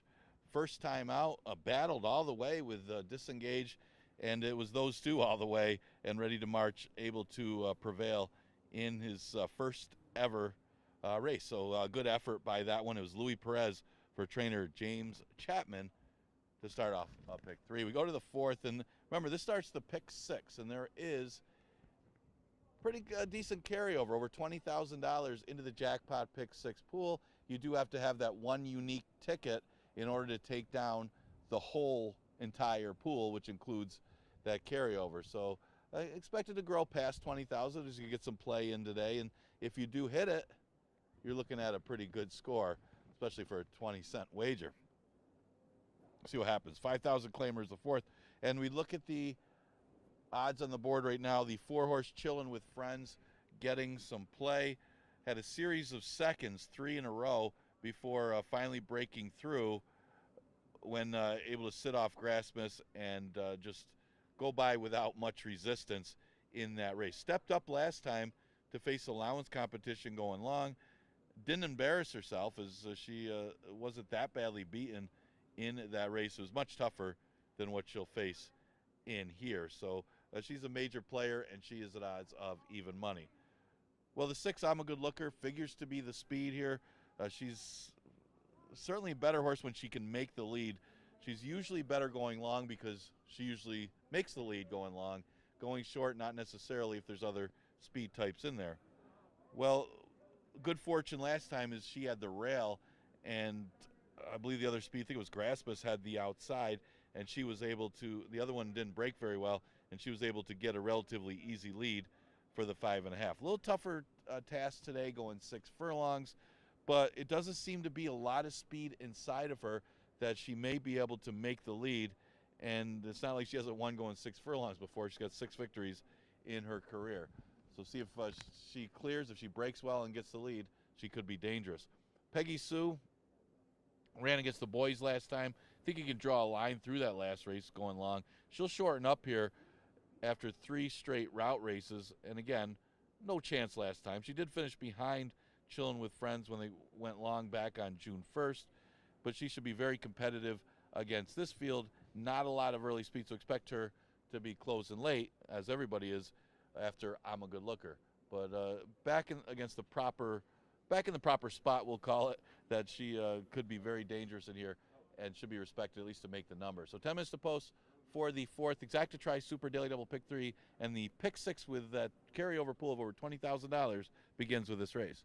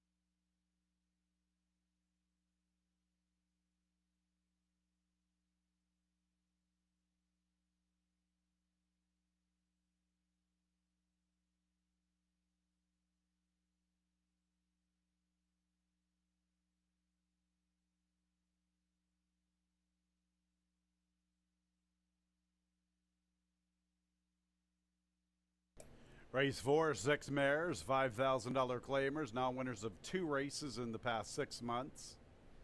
A 6-furlong affair. Our 4th race is clear of change. It starts our Monday pick 6. Carry over $20,509.55. A little shy of $5,200 in the pool. Our pick 6 in about 6 minutes.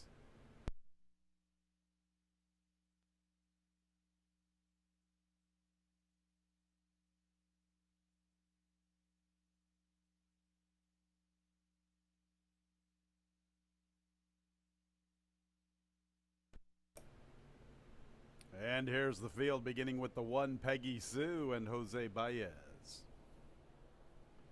Number 2 is Prank Call, Jackie Davis. 3 is Passion Police with Michael Davila Jr. Next will be the 4, Jillin' with Friends, Luis Perez, looking for back-to-back scores. Big favorite here at 3-5. 5, Party at Salt Lake, Andre Worry. 6, I'm a Good Looker, second choice, 5-2, looking for 2 in a row. Her 21st overall, Emmanuel Di Diego, is aboard. The pick 6 in 4 minutes at 2:37.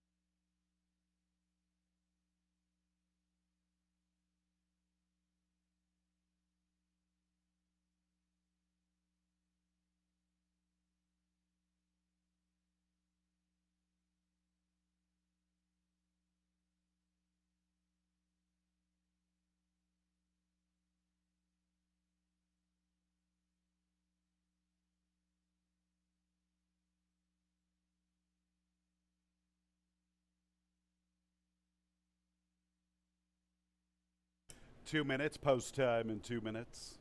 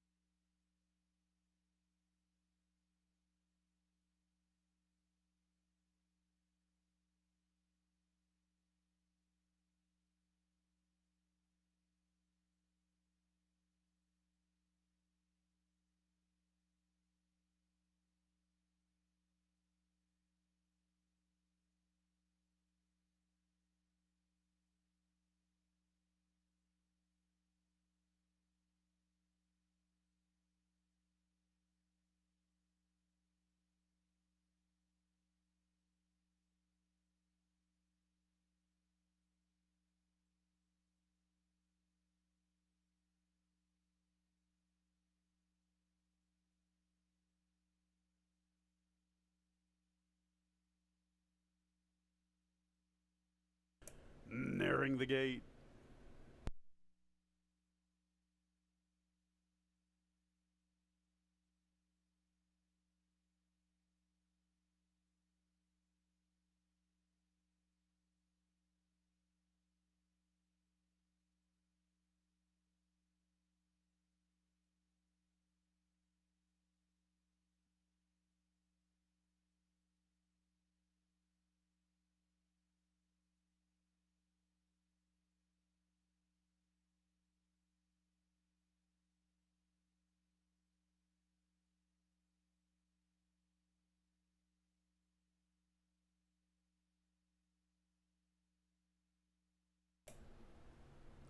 It's post time for the fourth race, the start of our pick six. Today's pool a little shy of $7,500. Not quite where I thought we might get this afternoon. Big favorite for Chillin' with Friends at even money in the six. I'm a good looker. At 5-2, Chillin' with Friends actually 4-5. Clear cut favoritism with Chillin' with Friends. Peggy Sue is in with Prank Call. There's Passion Police. 6 mares. There's Chillin' with Friends, the big favorite. Then Party at Salt Lake. And I'm a good looker, the 9-year-old, turning back in distance, looking for 2 in a row, and her 21st overall. Well, she already did the turn back last time, winning at 5.5. So here she is back at 6. Pick 6 time. And there they go. And I'm a good looker, showing good speed from the far outside. In the second spot is Passion Police, and there's Prank Call, forwardly positioned. Chillin' with Friends runs with them 3 wide. Flanked by Party at Salt Lake. Peggy Sue is the early trailer. I'm a good looker, the speed of the speed. About 1.25 lengths from Prank Call. Chillin' with Friends and Passion Police, the gray in the 2-path. Party at Salt Lake's only 4 lengths from the front. Break of about 8 or 9 to Peggy Sue at the back marker.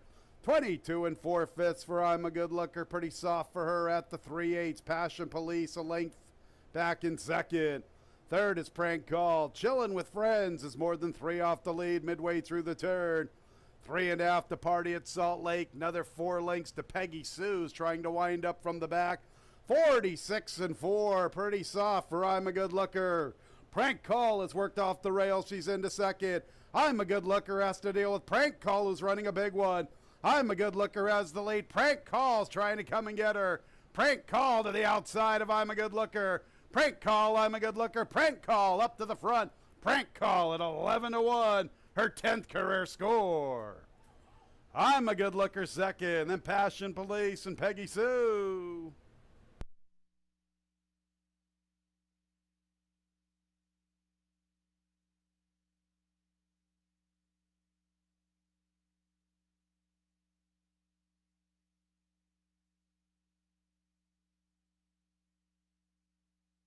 $113 3/5.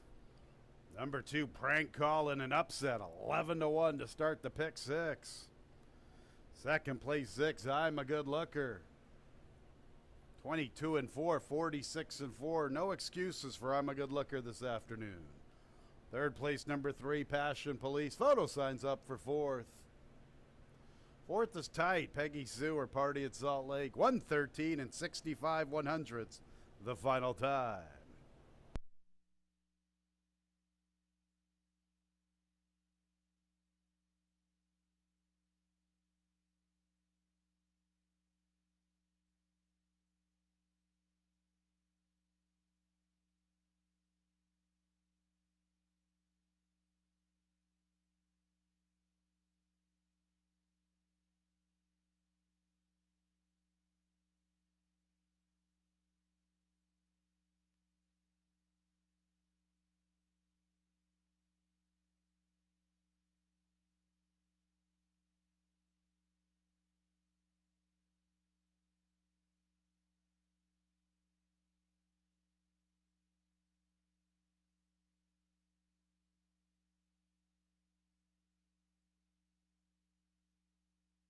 Prank Call makes her way into the winner's circle. Her 10th career victory, 6-year-old chestnut mare by Dialed In out of the dam Vaughn's Gold.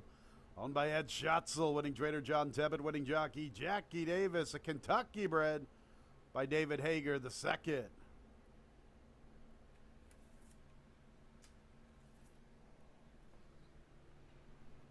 Fourth race is official, 2631. That exacta $110. The trifecta $176. Big dollar super, $1,117 even. 5-2 Kentucky bred double, $239.50. 252 pick 3, $149.75. Fifth race, scratch 6, Invaluable Will. 8, Armando's team, 2 pounds over. Race 5 starts the pick 5. And post time is in 24 minutes at 3:06. Couple of scratches. Race 8, the 3, Ladies Golden Guy. And the 9th race 2, La Grosse Bill.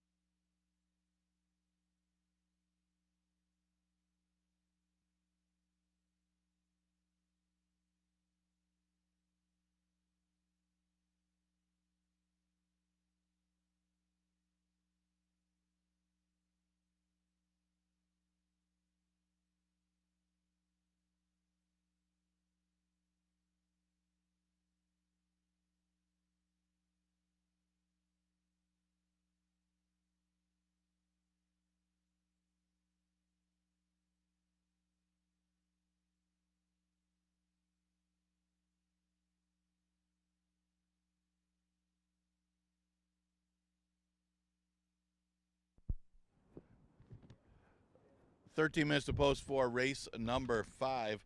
Prank Call getting a nice trip under Jacqueline Davis, saving ground and able to catch I'm a Good Looker, who just couldn't quite get the 6 furlongs. Prank Call trained by John Tebbett. That one starts off the pick 6, and that's a good one to have if you're taking a shot at that jackpot pick 6, because that horse paid $25. Remember, you need one unique ticket to take down that whole jackpot. That would be a good start. 5th race, an 11-9 Claimer, going a distance of 1.70 miles. Never won 3 condition. A couple 2-to-1 shots in here. Mow and Go figures to be the speed. Let's see if he could go all the way. The inside, not too bad today. And Mow and Go, no real excuse last time, but he did get pressured. He just was no match for Where You Going, Owen. That horse ran a big one. But, he's been a beaten odds-on favorite the last 2. So you don't love the horse if he goes off a heavy favorite here. I doubt he will off the last 2 races. But he does get a freshening since that last race. Got to work in between. So, maybe you'll see a better effort from Mow and Go. It is only his 3rd start of the year. The 5 is Blood Moon, and this one gets some class relief after a couple double-digit losses. Didn't have much pace to run at last time, as Little Maddie Brown figured to be the main speed, and Beachfront was the heavy favorite in there. They ran 1-2, and Blood Moon failed to close any ground. So he drops in class down to the 11-9, and that's a big difference moving into a Claimer for Blood Moon, and he's going to get some action because of it. The 8 horse is Armando's Team. He steps back up in class after running 2nd for $5,000, and it did turn out to be a decent $5,000 race as they came home for a decent time for the level. And this horse just missed. So it's not a big step up. He's got a lot of horses that would be just competitive against 5,000s in here. So he could be right there. Not the best of posts for Armando's Team, but he is a top 3 threat. That's some of the horses getting some play here for the 5th. We do start the pick 5. Exacta Tri Super Daily Double and pick 3 also offered.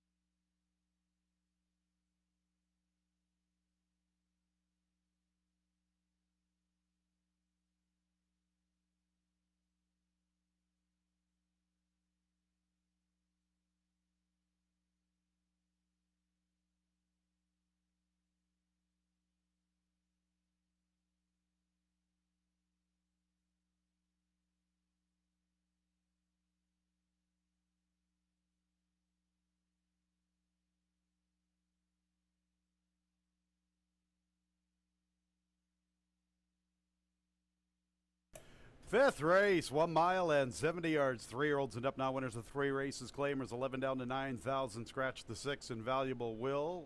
8, Armando's team, 2 pounds over. Here's the 1, Engineer's Report, Michael Davila Jr. 2, Trying Smarten Up, Joel Cruz. 3, Mow and Go, the favorite at 2-1, co-favorite at 2-1 with John Davila Jr. 4 is Classy Papa, Jose Baez. 5 is Blood Moon, the other 2-1 shot with Andre Worry. Scratch the 6, Invaluable Will. 7, Bucks Investment, Emmanuel Di Diego. 8, Armando's team, Luis Perez, looking for a riding double. He's at 5-2, Armando's team. And the 9 is Kingfish with Harry Hernandez. This is the first leg of our pick 5, and post time is in 6 minutes.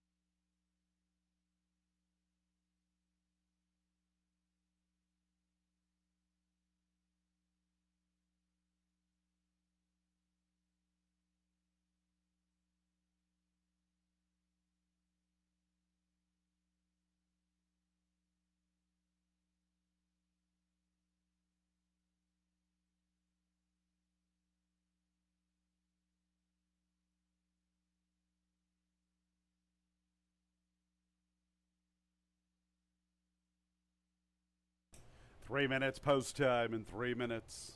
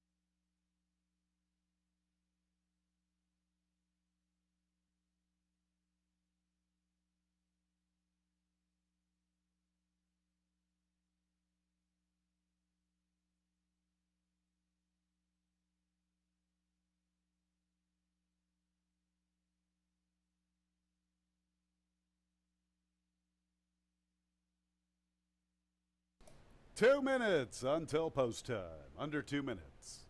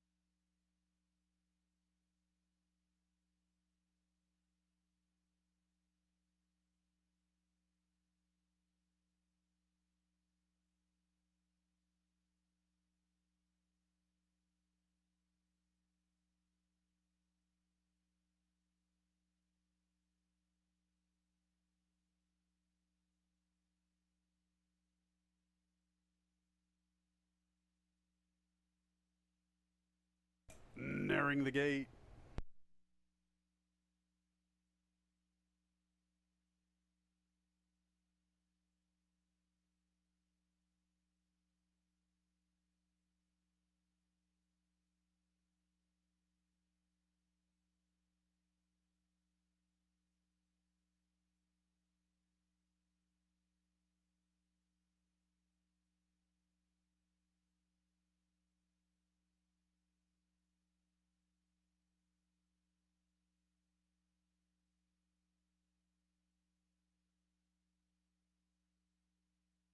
It's post time for the fifth race. Number 3, Mow and Go at 2-1. The 5, Blood Moon 5-2. 8, Armando's Team 3-1.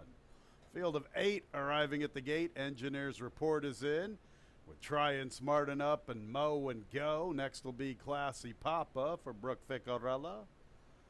There's Blood Moon, Bing Cherry Racing Incorporated, Dylan Clark Conditions. Next will be Bucks Investment.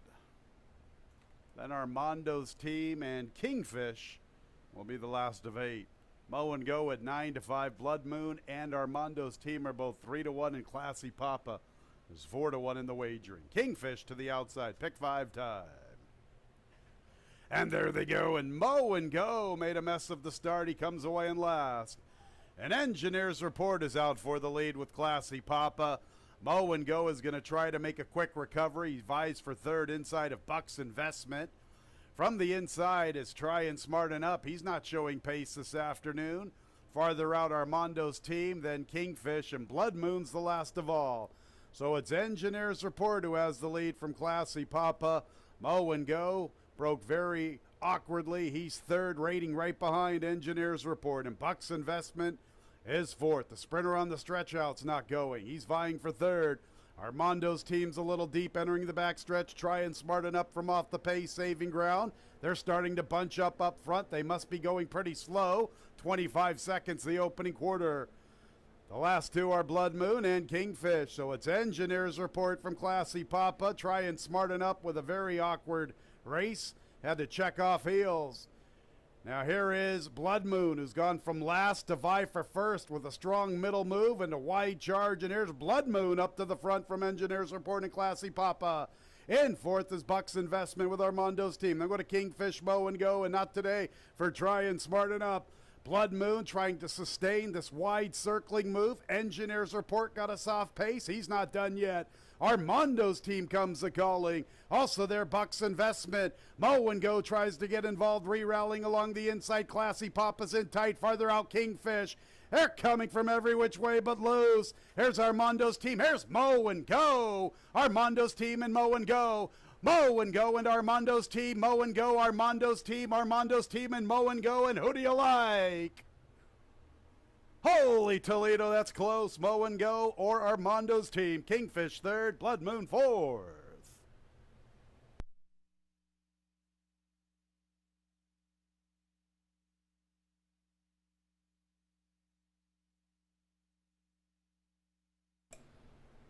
What a pretty good horse race in the final 3/16 between Armando's Team and Mow and Go.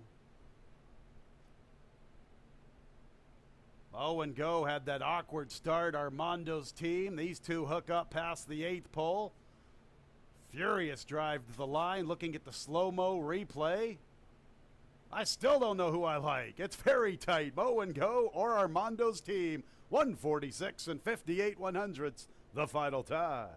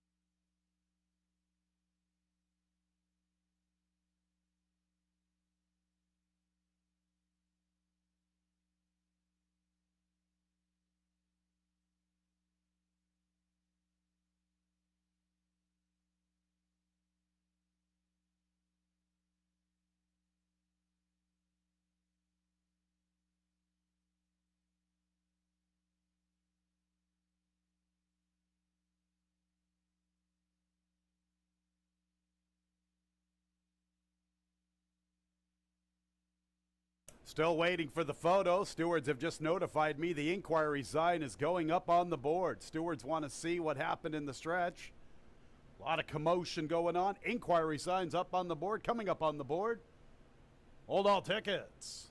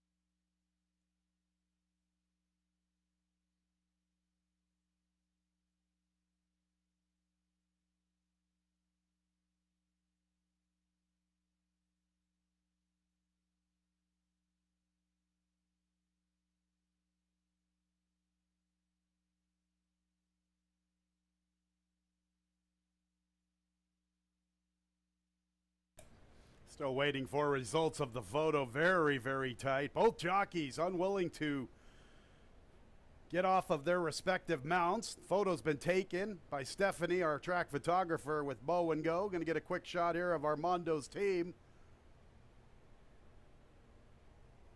Showdown at the OK Corral, waiting for the photo.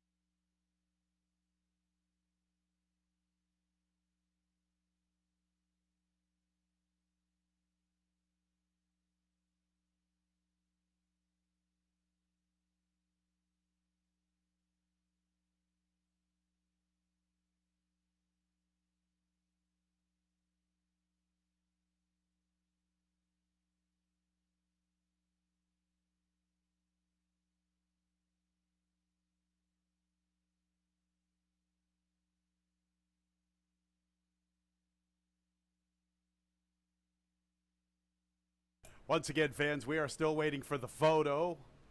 I have been advised by the placing judges we are having some technical difficulties. We do ask for your patience.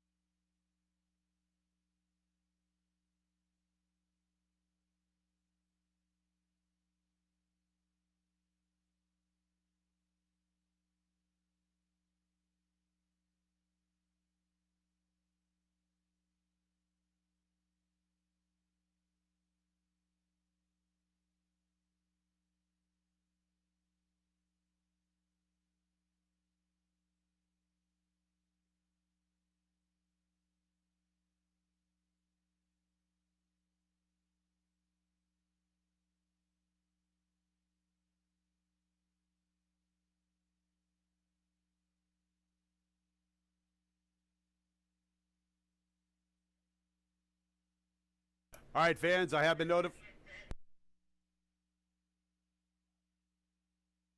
All right, fans, I have been notified the inquiry sign will be coming down. Stewards felt nothing affected any of the placings. As far as the photo, we have a dead heat for the win. We're going to have a dead heat for the victory. 3 Mow and Go and 8 Armando's team. Rightfully so. Neither deserved to lose this afternoon. 3 Mow and Go and 8 Armando's team and a dead heat here in the 5th race.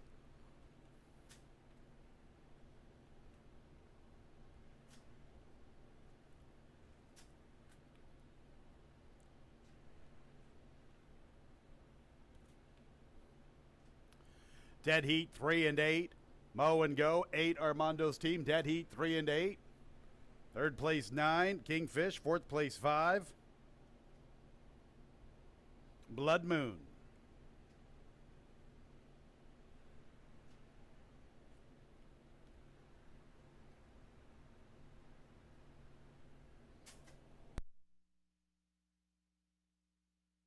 Final time 146 and 58/100.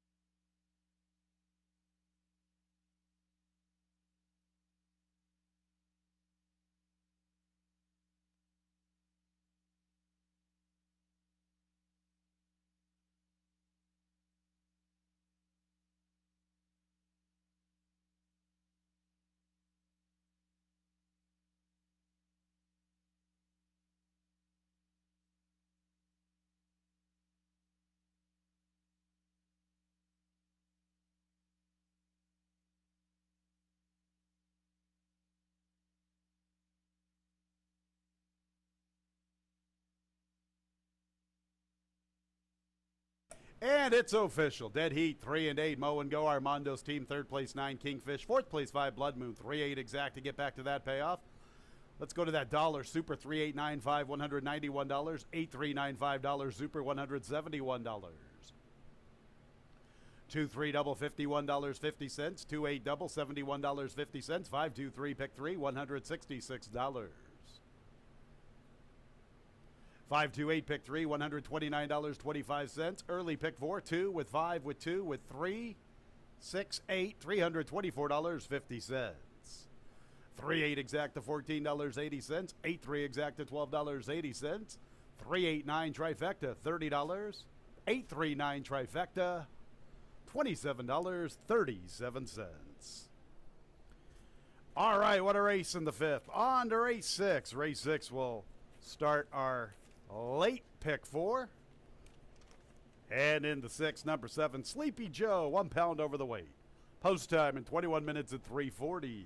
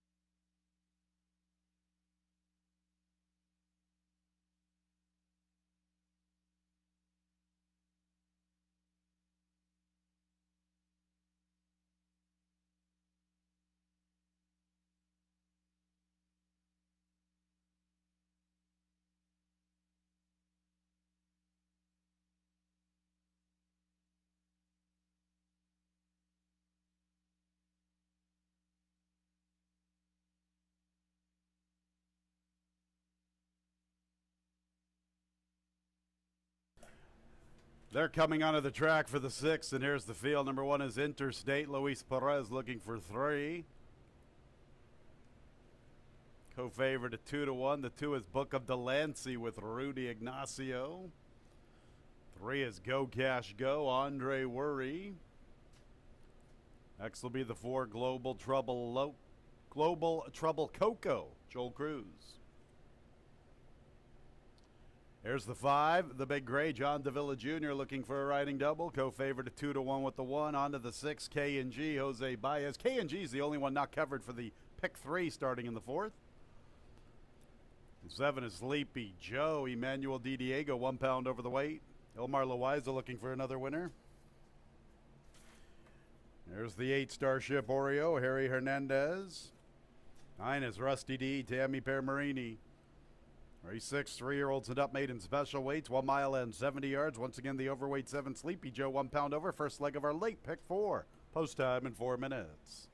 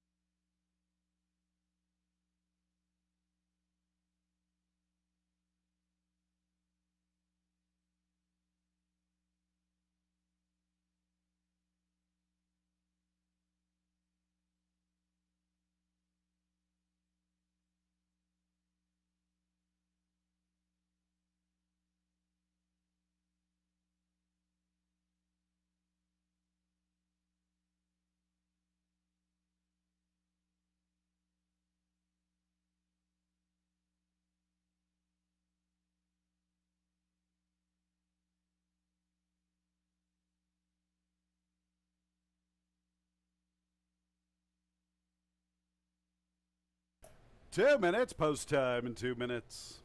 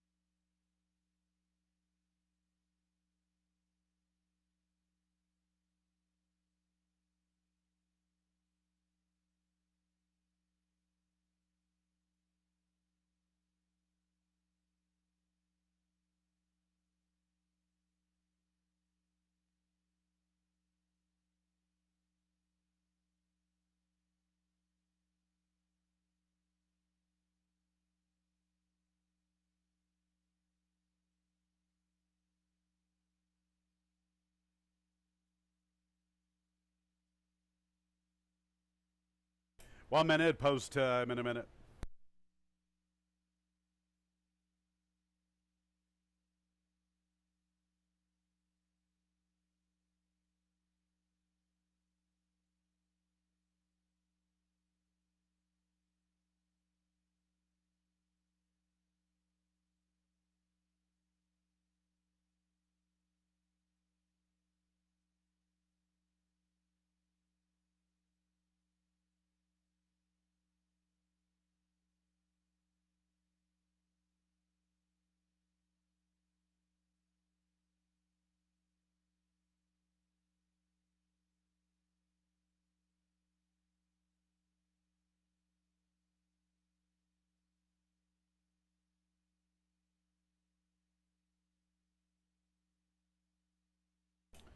It's post time for the 6. Late money pouring in on the 5. The Big Gray at even money. 1 Interstate and 3 Go Cash Go are both 7-2. Field of 9 arriving at the gate. And here's Interstate to post position 1. Big long shot Book of Delancey to post position 2. There's Go Cash Go. 7-2 along with Interstate. Go Cash Go is in. There's Global Trouble Coco, the most experienced maiden. There's the Big Gray, the even money favorite. Rusty D, the least experienced maiden to the far outside. Career start number 2. Tammy Permarini's out of the saddle for the loading process. Worked pretty good for long shot Rusty D. The Big Gray at 6-5, Interstate at 5-2, and Go Cash Go 7-2. Here's K&G. And a couple to load Sleepy Joe. Ilmar Loiza looking for a training double. And Starship Oreo at 8-1. Now 11-1 Starship Oreo. Interstate now 3-2. The Big Gray 9-5 and Go Cash Go at 3-1. Here's Starship Oreo. Starship Oreo, the last of 9 in the gate. Late pick 4 time. And there they go. Quick start for K&G. K&G pops the starting gate, and he has the lead to himself from Go Cash Go. Sleepy Joe's up close, so to his Starship Oreo. Far outside, Rusty D. Interstate from the rail. Then we got a Global Trouble Coco. And the last 2 are the Big Gray and Book of Delancey. K&G on the lead from Go Cash Go, stalking very smartly from his outside. Interstate's on a nice hold from 3rd. He's traveling well enough through the initial stages. And Starship Oreo's 4th, only 3 off the lead entering the backstretch. Another 2 lengths back to Sleepy Joe, races with Rusty D. They have 2.5 for 3 on Global Trouble Coco. Another length and a half or so back to the Big Gray, and 2 lengths to Book of Delancey. 24 1/5. Long shot K&G almost a length to Go Cash Go. Interstate 3rd, 3 off the lead. About 2.5 lengths to Sleepy Joe and Global Trouble Coco advancing up the rail. Starship Oreo's losing ground. Nothing yet from the Big Gray, who passes Rusty D. Book of Delancey's the last of all. 48 2/5. Even flow for K&G and Go Cash Go. Interstate's been stalking very smartly from 3rd, and he's slowly gaining on the leaders. And Global Trouble Coco has the 4th spot. And here's the Big Gray making up a lot of ground. The Big Gray's into 5th, but he's 7 or 8 off the lead, turning for home. Go Cash Go gets to the front. K&G from the inside fights on. Global Trouble Coco, the most experienced maidens closing. Interstate's a little even paced. Here's the Big Gray. He has made up a lot of ground from the inside, and the Big Gray comes a-calling, and he has the best stride with Global Trouble Coco, but it is the Big Gray in front. Another one for John Davila Jr. Global Trouble Coco 2nd. 3rd and 4th involves Go Cash Go and K&G.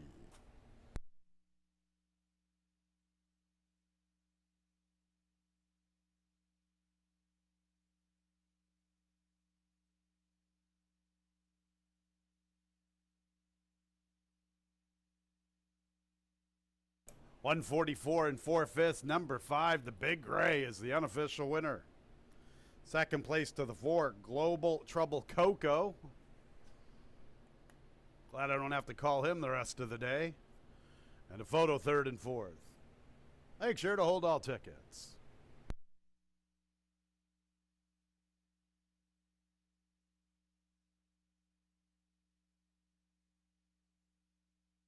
The final time, 146 6/100.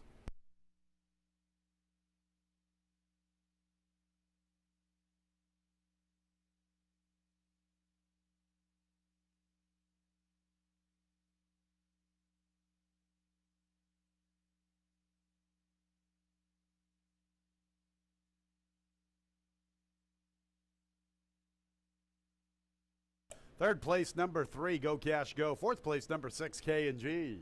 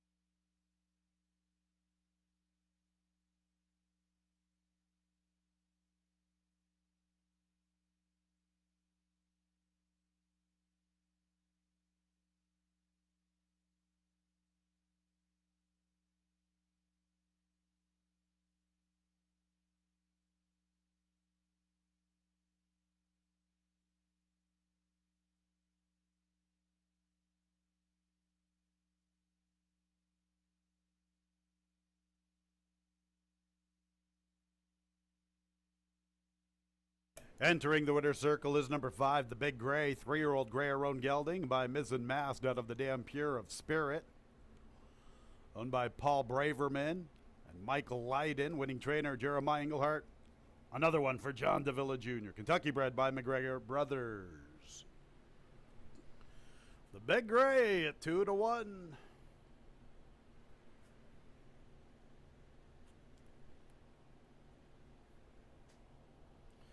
And race 6 is official.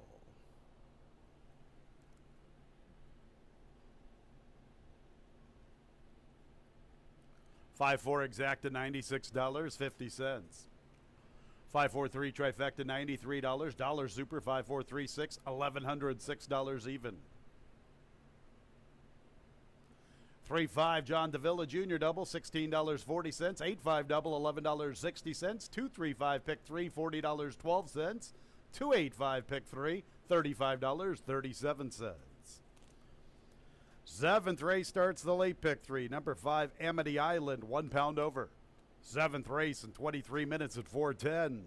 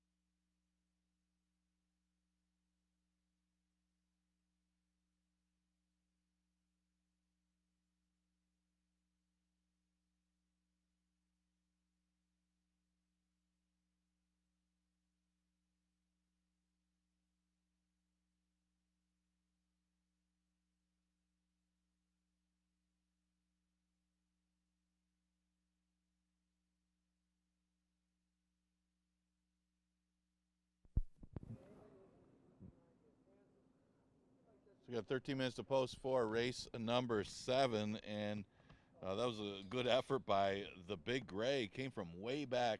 John Davila able to guide him up the rail to get the victory. Hadn't beaten a horse on the turf in New York and Saratoga, but liked the change of scenery and the different surface today as the Big Gray able to get the triumph in the 6th. Let's look at the 7th, an allowance event that starts the late pick 3. Remember, the next race, so this includes the 8th race, which is our feature event, the Genesee Valley Breeder Stakes. All right, let's look at the board. The 5-horse, Amity Island, getting some play. The only question mark is going to be the layoff. This horse has only had 3 starts this year, and they were earlier in the year, so it's been off since May, and here we are at the end of August, so a few months away is Amity Island, but she certainly has the class to win here. She dominated when she broke her maiden against restricted 3-year-olds, and then against winners, she's had 2 straight seconds, so fits nicely in the spot. It's out of a stakes place mare. Big question, only question, is the layoff, because her races that she comes out of, her second place finish is good enough to run with these. The 3 horses, Whispering Rose, she's been a hard luck horse as she's run into some horses that have just gotten away on the front end. As, the pace flow has not gone her way with her closing style. Color Chart, alone on the lead. Homedale Park, alone on the lead. Big Sin, alone on the lead. Tax Me Not was with a slow pace.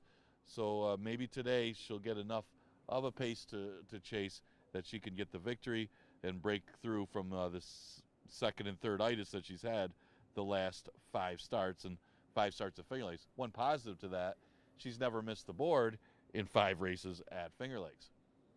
Should be a threat again today. 2-1 is the price. The only other horse getting some play is Sister Patricia.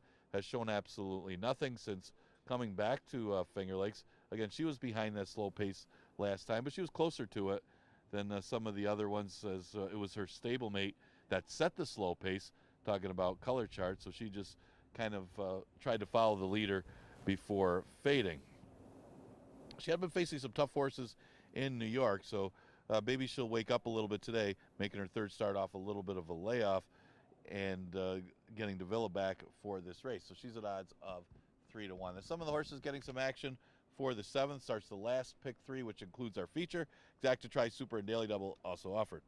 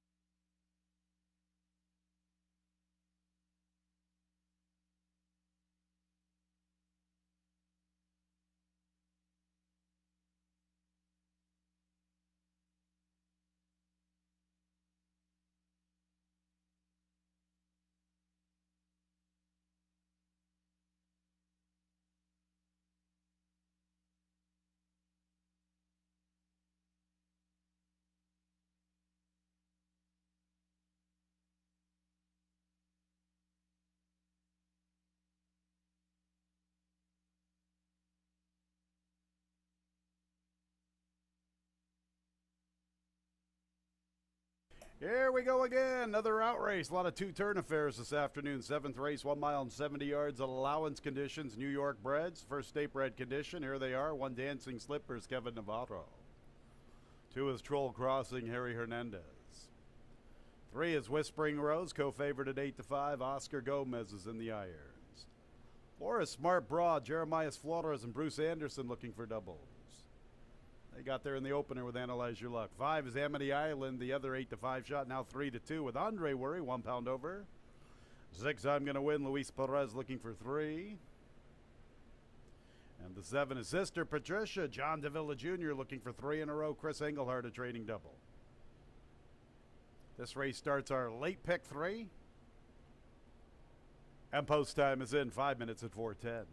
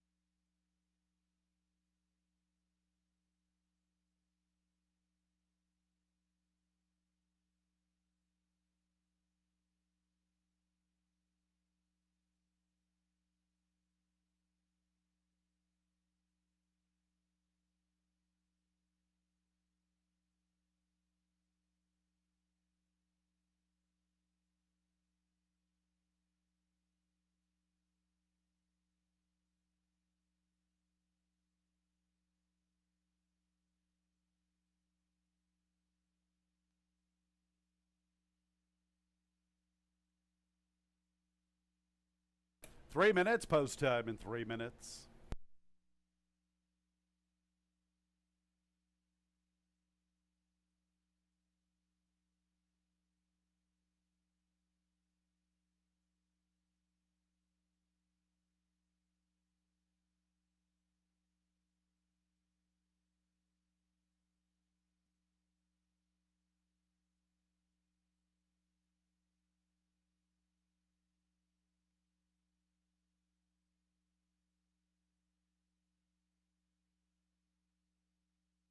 Post time in less than 2 minutes.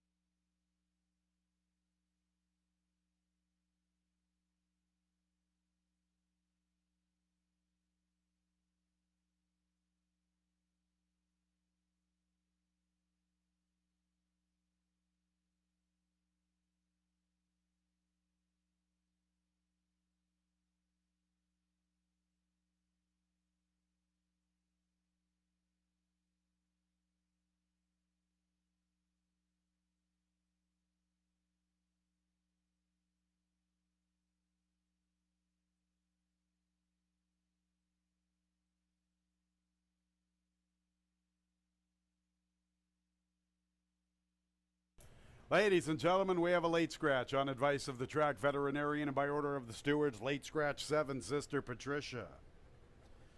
Late scratch 7, Sister Patricia on advice of the track veterinarian and by order of the stewards. Refunds, win, play, show, wagers, exacta, trifecta, superfecta wagers, and the double and pick 3 starting here in the 7th. Consolation version of the double starting in the 6th. Consolation versions of the pick 3 starting in races 5 and 6. Now concerning our pick 6, our pick 5, and our late pick 4, you will automatically receive the post-time favorite. Right now the 3, Whispering Rose, is 4-5, and the 5, Amity Islands, 9-5. Late scratch 7, Sister Patricia on advice of the track veterinarian.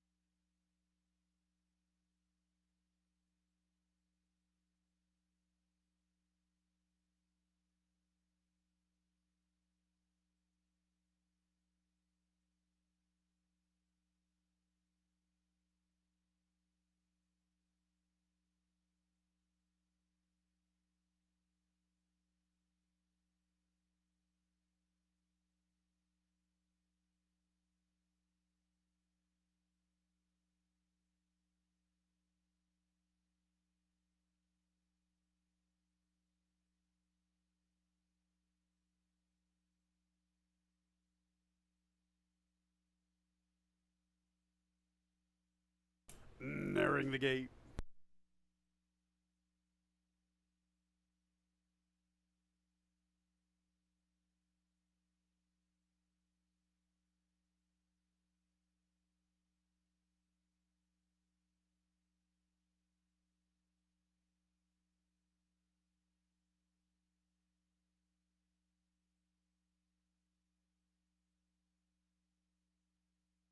It's post time for the 7th race. Field of 6 fillies and mares. Late scratch 7, Sister Patricia.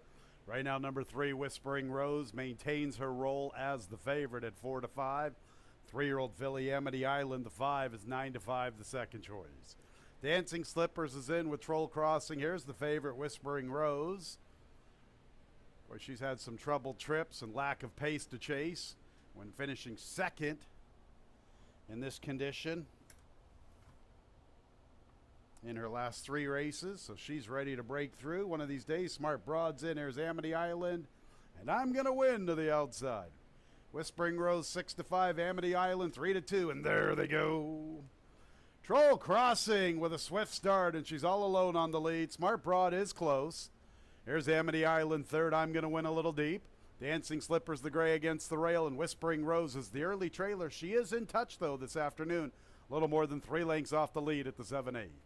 So it is Long Shot Troll Crossing on the front end from Smart Broad. Amity Island is up close, so too is Dancing Slippers from the rail. I'm going to win continues with her deep journey. And Whispering Rose is only about 3.5 or 4 off the lead heading into the backstretch run. 24 4/5 for Troll Crossing, 3 parts of a length. To her outside is Smart Broad. She cuts into the margin at the 5/8. Amity Island 3 wide, Dancing Slippers against the rail. Farther out, I'm going to win. Whispering Rose still at the tail, now 5 lengths from first to last. Troll Crossing continues with her lead, almost a length to Smart Broad, 49 2/5 the half. Amity Island's up close in the clear. Dancing Slippers continues to save ground. I'm going to win as about 4 to find heading into the turn, and Whispering Rose is about 4.5 off the front. And here's Smart Broad up to the front. From Amity Island, Troll Crossing gives way. They're bunching up. I'm going to win with a sweeping move. Dancing Slippers is on hold, and Whispering Rose is only 4 off the lead near the quarter pole. Smart Broad and the 3-year-old filly Amity Island. I'm going to win his third, then Whispering Rose and Dancing Slippers. Smart Broad, the one to beat at the 3/16. Kicking for the wire. Amity Island under left-handed urging. Whispering Rose is in the clear, and here she comes with her big run, and she has a lot of momentum, and she looks live to the outside. Here comes Whispering Rose, picking them up and laying them down. Whispering Rose to the outside. Smart Broad stays on. Smart Broad and Whispering Rose. Another thrilling finish. Amity Island third, Dancing Slippers fourth. Who was it? Was it Whispering Rose or Smart Broad?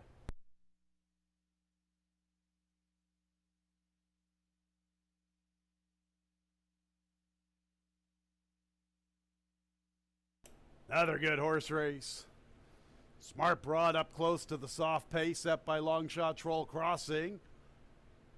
Repelled the bid of Amity Island. Whispering Rose had a good stride working inside the final furlong. Smart Broad dug in. It's tight. 146 and 1/5, the unofficial running time.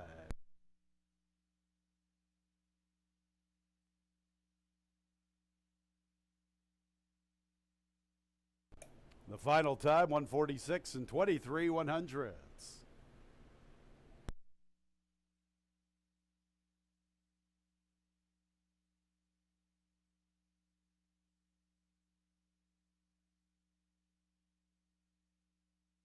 Number 4, Smart Broad hangs on.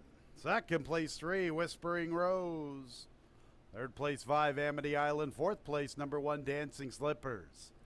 You are reminded 7, Sister Patricia was a late scratch. 3, Whispering Rose was sent off as the even money post time favorite.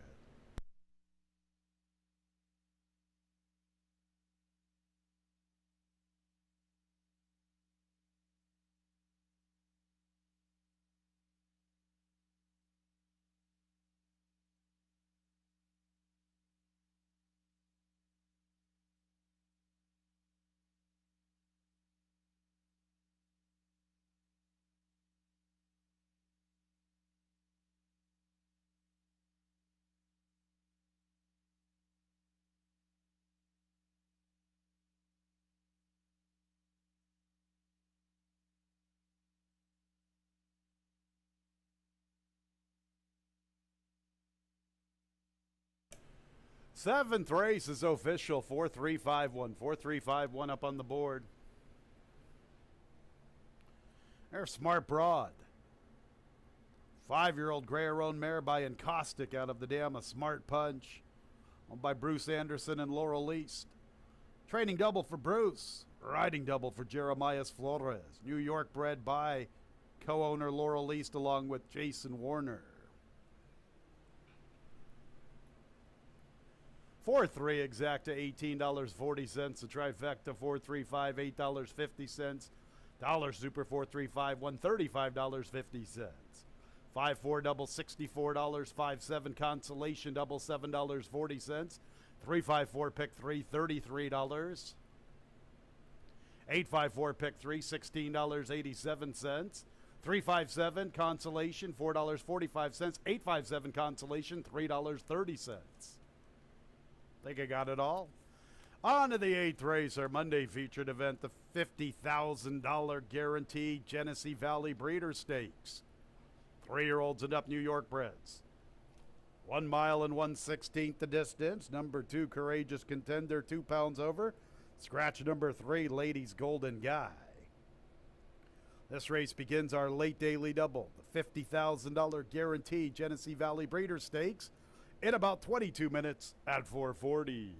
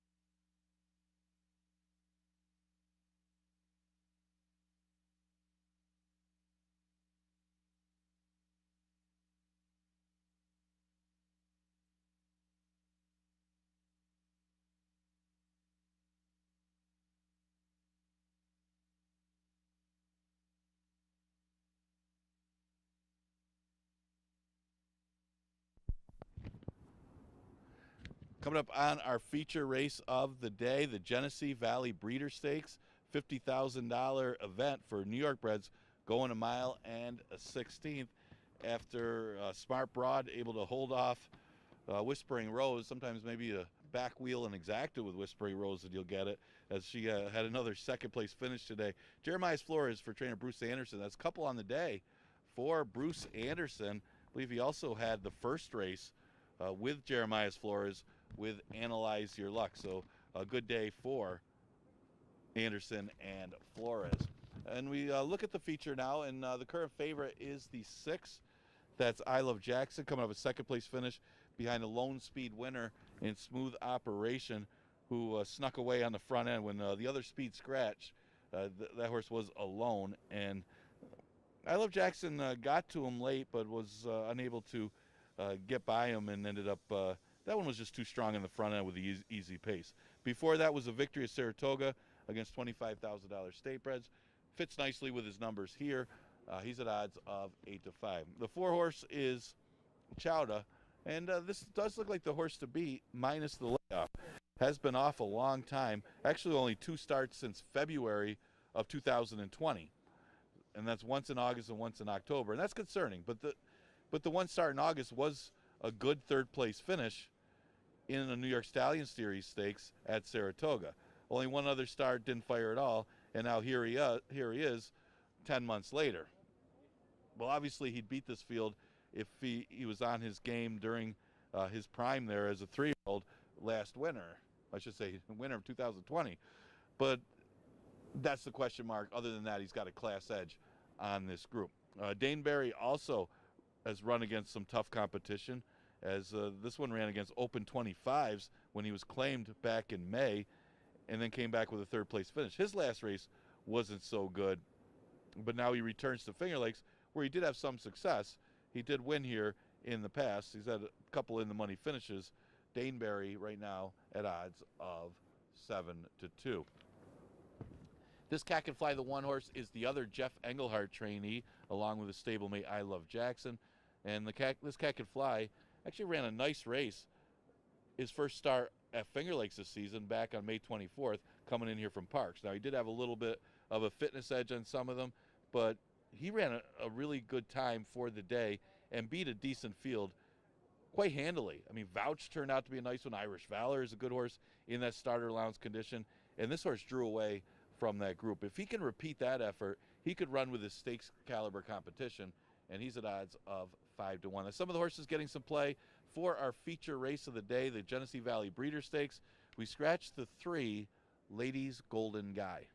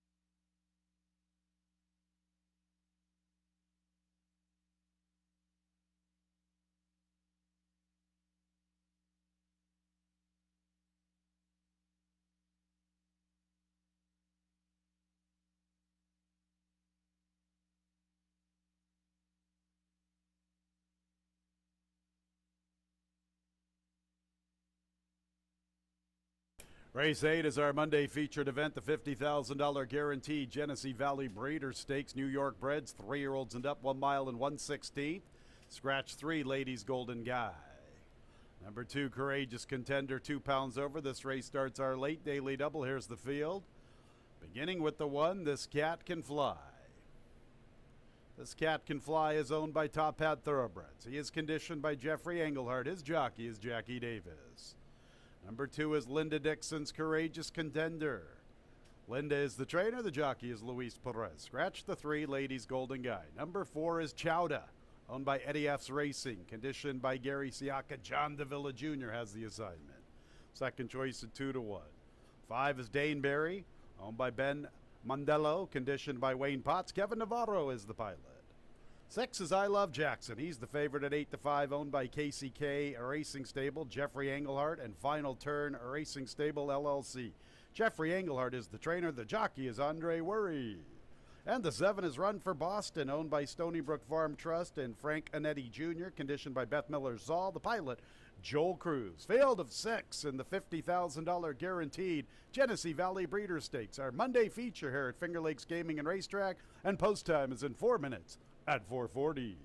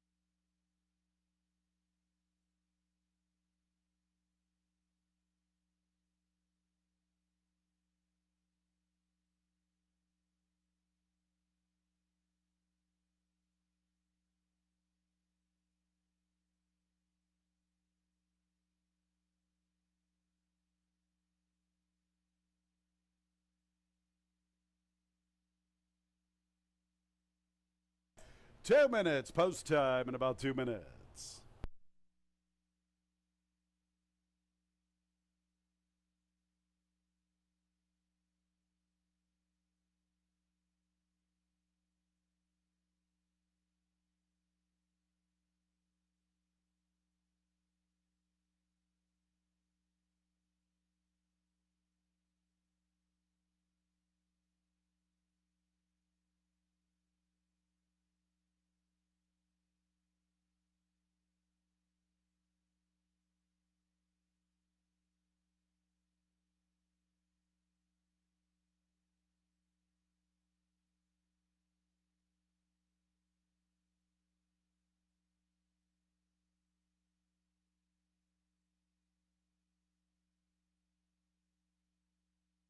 One minute post time in a minute.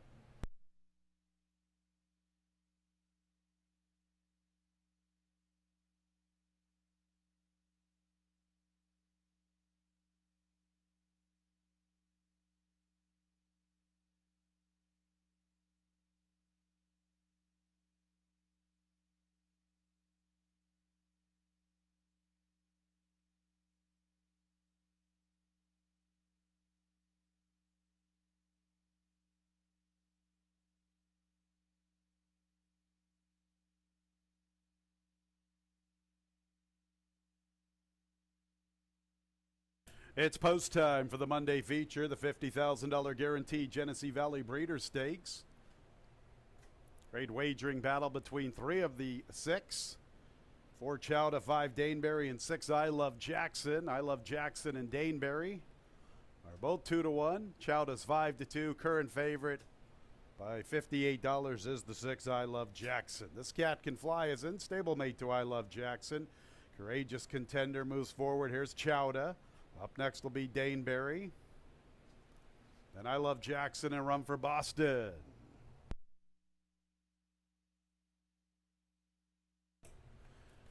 There's I Love Jackson, the 8-5 favorite. Run for Boston, the last of 6 to the outside. Ready for the Monday feature. And there they go in the Genesee Valley Breeder Stakes. Slow start for Courageous Contender. Chowda's out to the front. Daneberry is his pace partner. I Love Jackson is third. This Cat Can Fly fourth, headed by Courageous Contender. Run for Boston is the last of 6. Chowda shares the top spot with Daneberry. I Love Jackson stalks very smartly from third. Courageous Contender strides into fourth. This Cat Can Fly is about 6 or 7 lengths off the lead, and he's almost 5 lengths in front of Run for Boston, little more than 12 lengths from first to last. Good pace battle up front between Daneberry and Chowda. Daneberry hits the front, entering the backstretch, ahead advantage to Chowda, who sticks to him. I Love Jackson. Look at the trip he gets. He's in behind the 2 leaders, 3.5 off the pace, and he's 5.5 in front of his next rival. That's Courageous Contender. Another length and a half to this Cat Can Fly, and it's about 4 lengths back to Run for Boston. They race up the backstretch run, and Chowda has the lead now from Daneberry, and I Love Jackson is third, and he's 3 off the lead, and he's beginning his move. Here comes I Love Jackson after Chowda. Break of 5 lengths to this Cat Can Fly, and Courageous Contender. Another 2 lengths to Run for Boston. Chowda has the lead, softened up by Daneberry. I Love Jackson gets within a length and a half. This Cat Can Fly is closing 3 off the lead. Run for Boston advances 4 lengths from the front. Courageous Contenders under a drive, and dropping out of it is Daneberry, and Chowda still has plenty left. I Love Jackson has been defeated, at least to this point. Here's this Cat Can Fly now turning up the pressure, and this Cat Can Fly confronts Chowda. In third is Run for Boston. This Cat Can Fly, Chowda, Run for Boston. This Cat Can Fly, a double for Jackie Davis. This Cat Can Fly, his 7th career victory. He wins the Genesee Valley Breeder Stakes. Chowda second, then Run for Boston. I Love Jackson defeated, a distant 4th.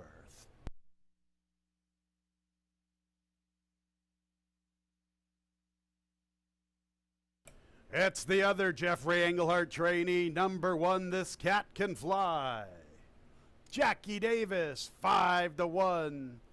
1 minute 47 seconds, the unofficial running time. Good effort from the runner-up for Chowda. He did all the heavy lifting. He did the dirty work this afternoon, putting away Daneberry, still fighting on gamely.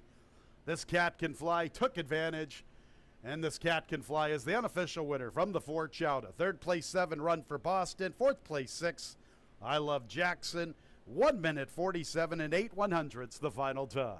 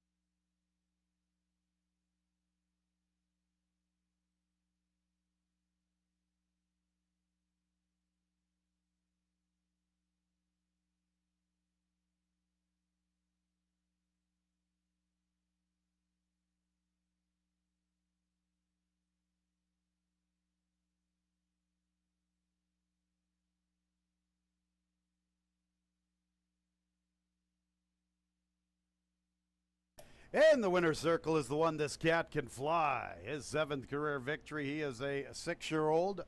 Dark bay or brown gelding by Birdstone out of the dam Miagato. Owned by Top Hat Thoroughbreds. Winning trainer Jeffrey Engelhardt. A double for Jackie Davis. Winner was bred in New York by Cheryl Prudhomme along with Dr. Michael Gallivan and Breeding Bliss. It's official, the Genesee Valley Breeder Stakes. 1476 on the board.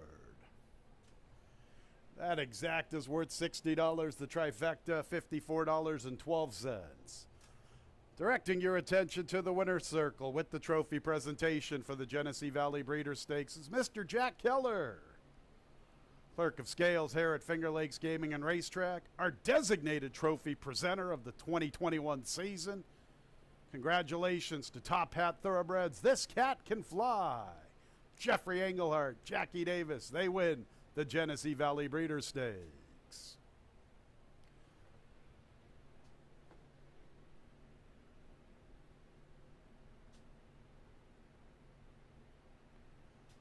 The Dollar Super, $169.75.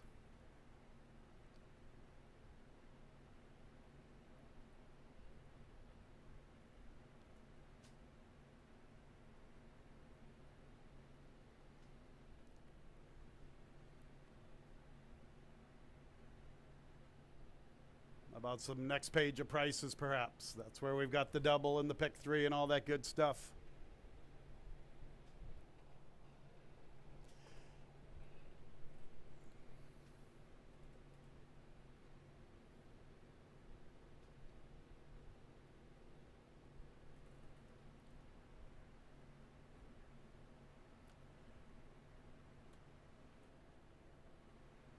All right, still searching for further payouts. I'm on to a different channel.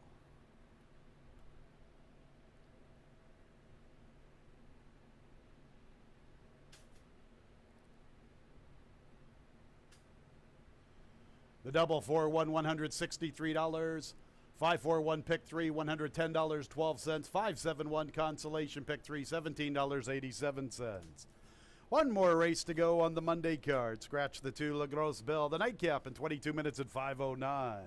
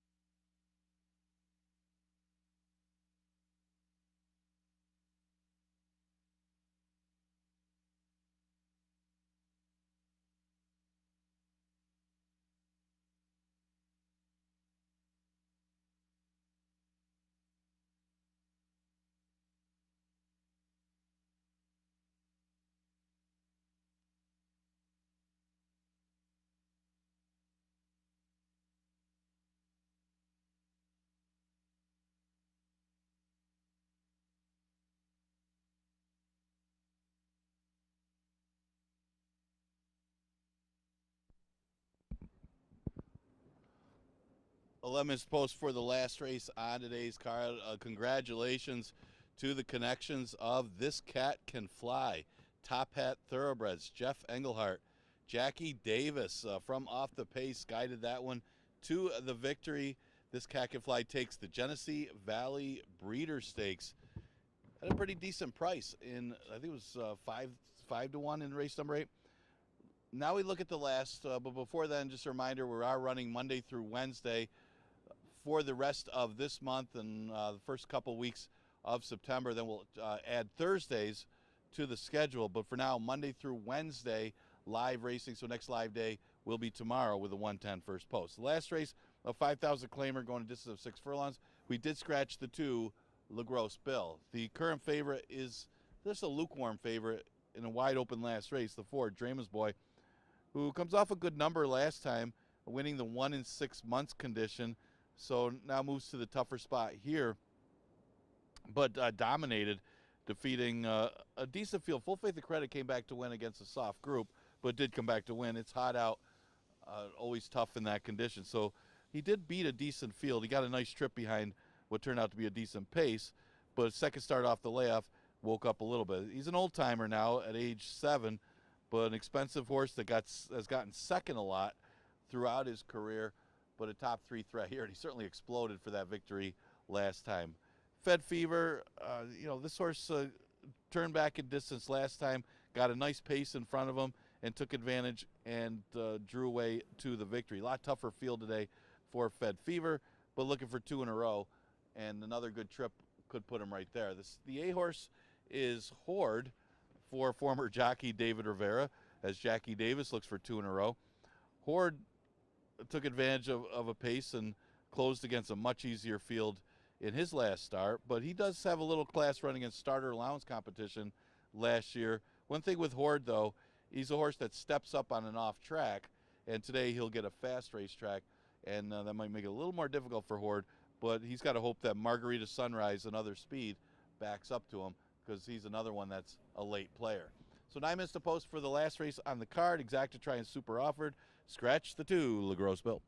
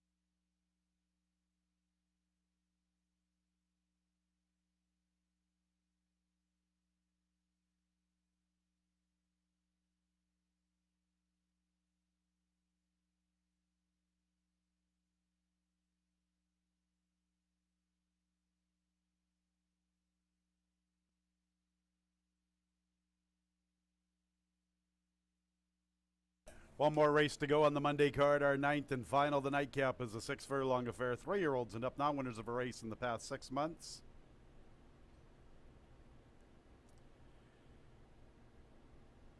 And scratch number 2, LaGrosse Bill.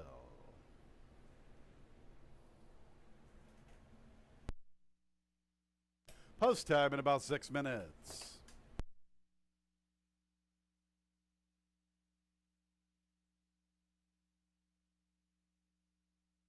And this race is for non-winners of 2 races in the past 6 months. And here's the field. Number 1, No Entiendo, Kevin Navarro. He's currently 5-1. Scratch the 2, Lagros Bill. Next will be the 3, Fed Fever. He's looking for 2 out of 3, his 9th career score. His jockey is Joel Cruz. Ed Schatzel's looking for an owning double. Got there earlier with Prank Call. 4 is Dreamer's Boy. He is 2-1. He's the favorite. Wilfredo Rohina is the jockey. Dreamer's Boy is looking for his 8th career victory. So too is the 5, Stoneheart. Luis Perez looking for a riding triple. 6 is Take Your Place with Jose Baez. 7 is Margarita Sunrise looking for his 13th career victory. Nazario Alvarado is the pilot.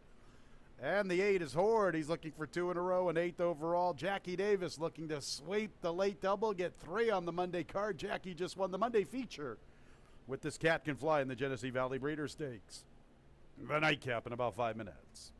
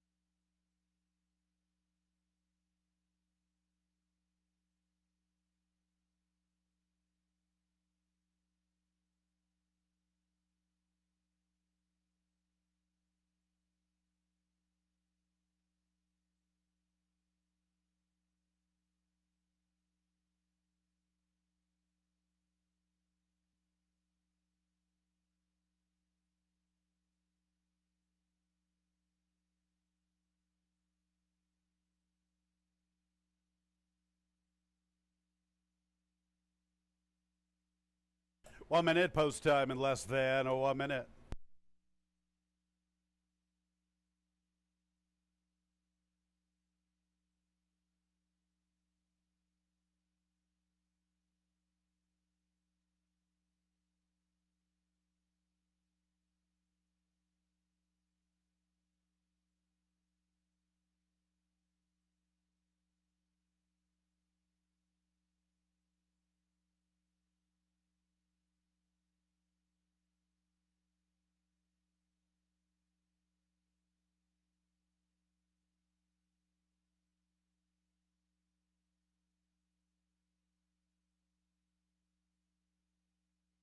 It's post time for the Monday Night Cap.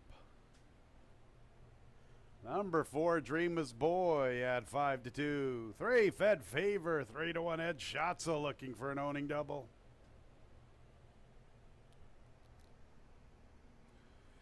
8, Horde at 9-2. The 1, No Entiendo, 5-1. Loading process just about ready for the nightcap. Here's No Entiendo, former stablemate to the current favorite, Dreamer's Boy. There's Fed Fever.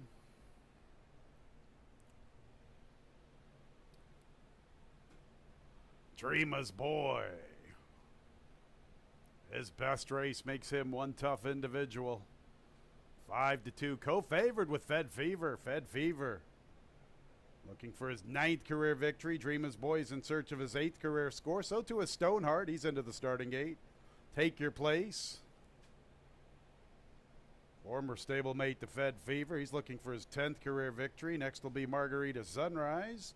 He leads the field. He's looking for career win number 13. And what about Horde? Jackie Davis getting the stakes victory aboard this Cat Can Fly in the Genesee Valley Breeder Stakes. Jackie's looking to sweep the late double and get 3 on the card. Ready for the nightcap. And there they go. And Stoneheart's part of the pace. Also there from the outside is Margarita Sunrise and Take Your Place. Margarita Sunrise. He clears away. Stoneheart's in the second spot. Take Your Place is third. Here's Dreamer's Boy striding into the 4th position. He's in the clear and he's only 3 off the lead. Linked back to Fed Fever, a little more than 4 from the front. About 5 or 6 to No Entiendo. Similar margin back to Horde at the back marker. Board reads 23 seconds, pretty soft for Margarita Sunrise heading into the turn. Lengthen out to Stoneheart. Here's Dreamer's Boy advancing into a shared third. Now Dreamer's Boy takes over that spot. 2.5 off the lead midway through the turn. To his inside is Take Your Place. Fed Fever has a good stride working. He's moved to the inside and he's closing in. Here's Fed Fever. And Fed Fever's after Stoneheart. Stoneheart hits the front. He gets first run on Fed Fever and Dreamer's Boy. Stoneheart strong at the 3/16. Fed Fever comes a-calling far outside Dreamer's Boy. Margarita Sunrise gives way. Stoneheart's running a big one. Fed Fever's going to try to pick him up in the final 16. Fed Fever's rolling. Here's a double for Ed Schatzel. Fed Fever, his 9th career score. Stoneheart second, then Dreamer's Boy, and Take Your Place. Edge pretty pumped up, heading to the winner's circle.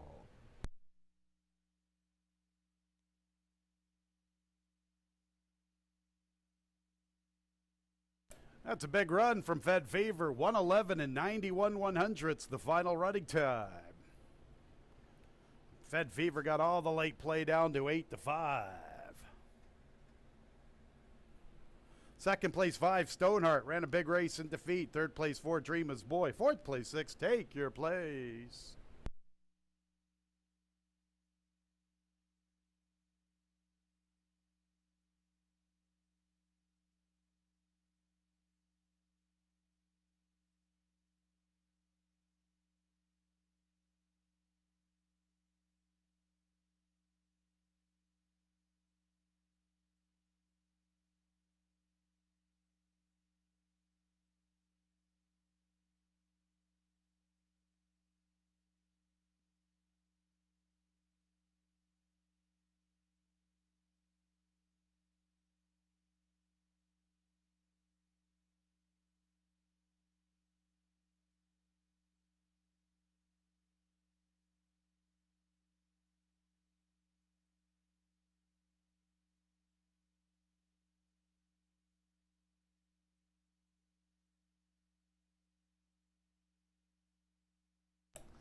In the winner's circle is the 3, Fed Fever.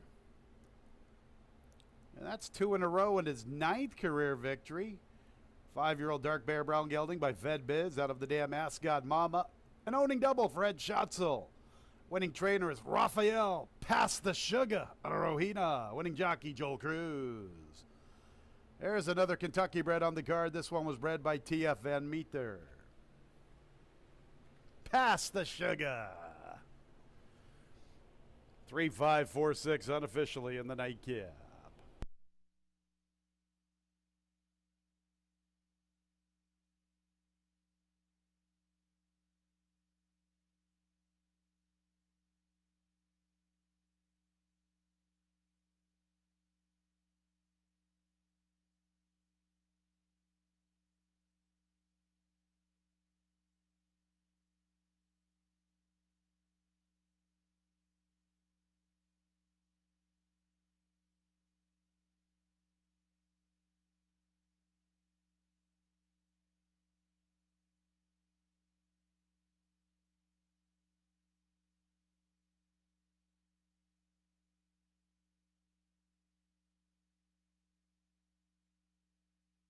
And the nightcap is official. Prices are pending.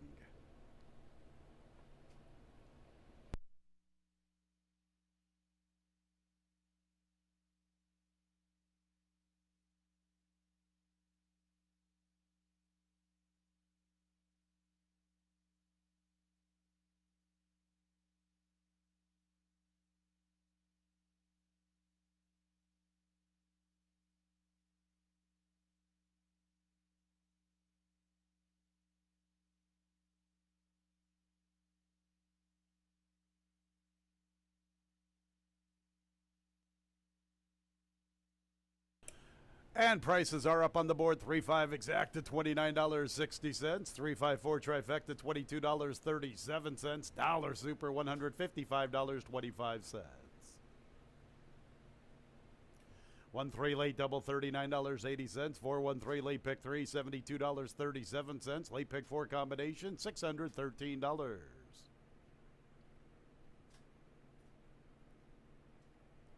5 out of 5. In the pick 5, $773.50.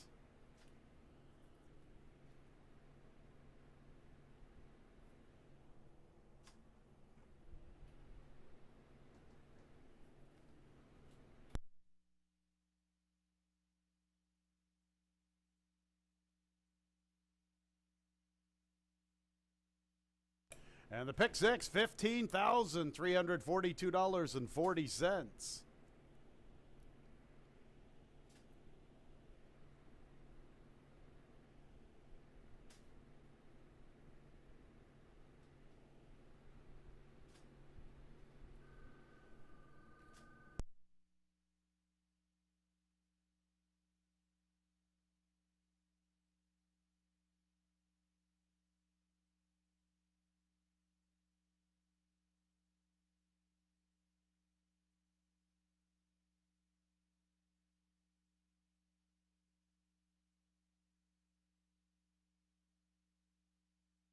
All right, and the pick 6 was hit for over $15,000 this afternoon.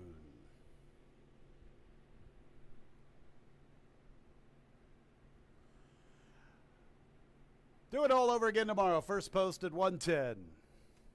Have a good night, everyone.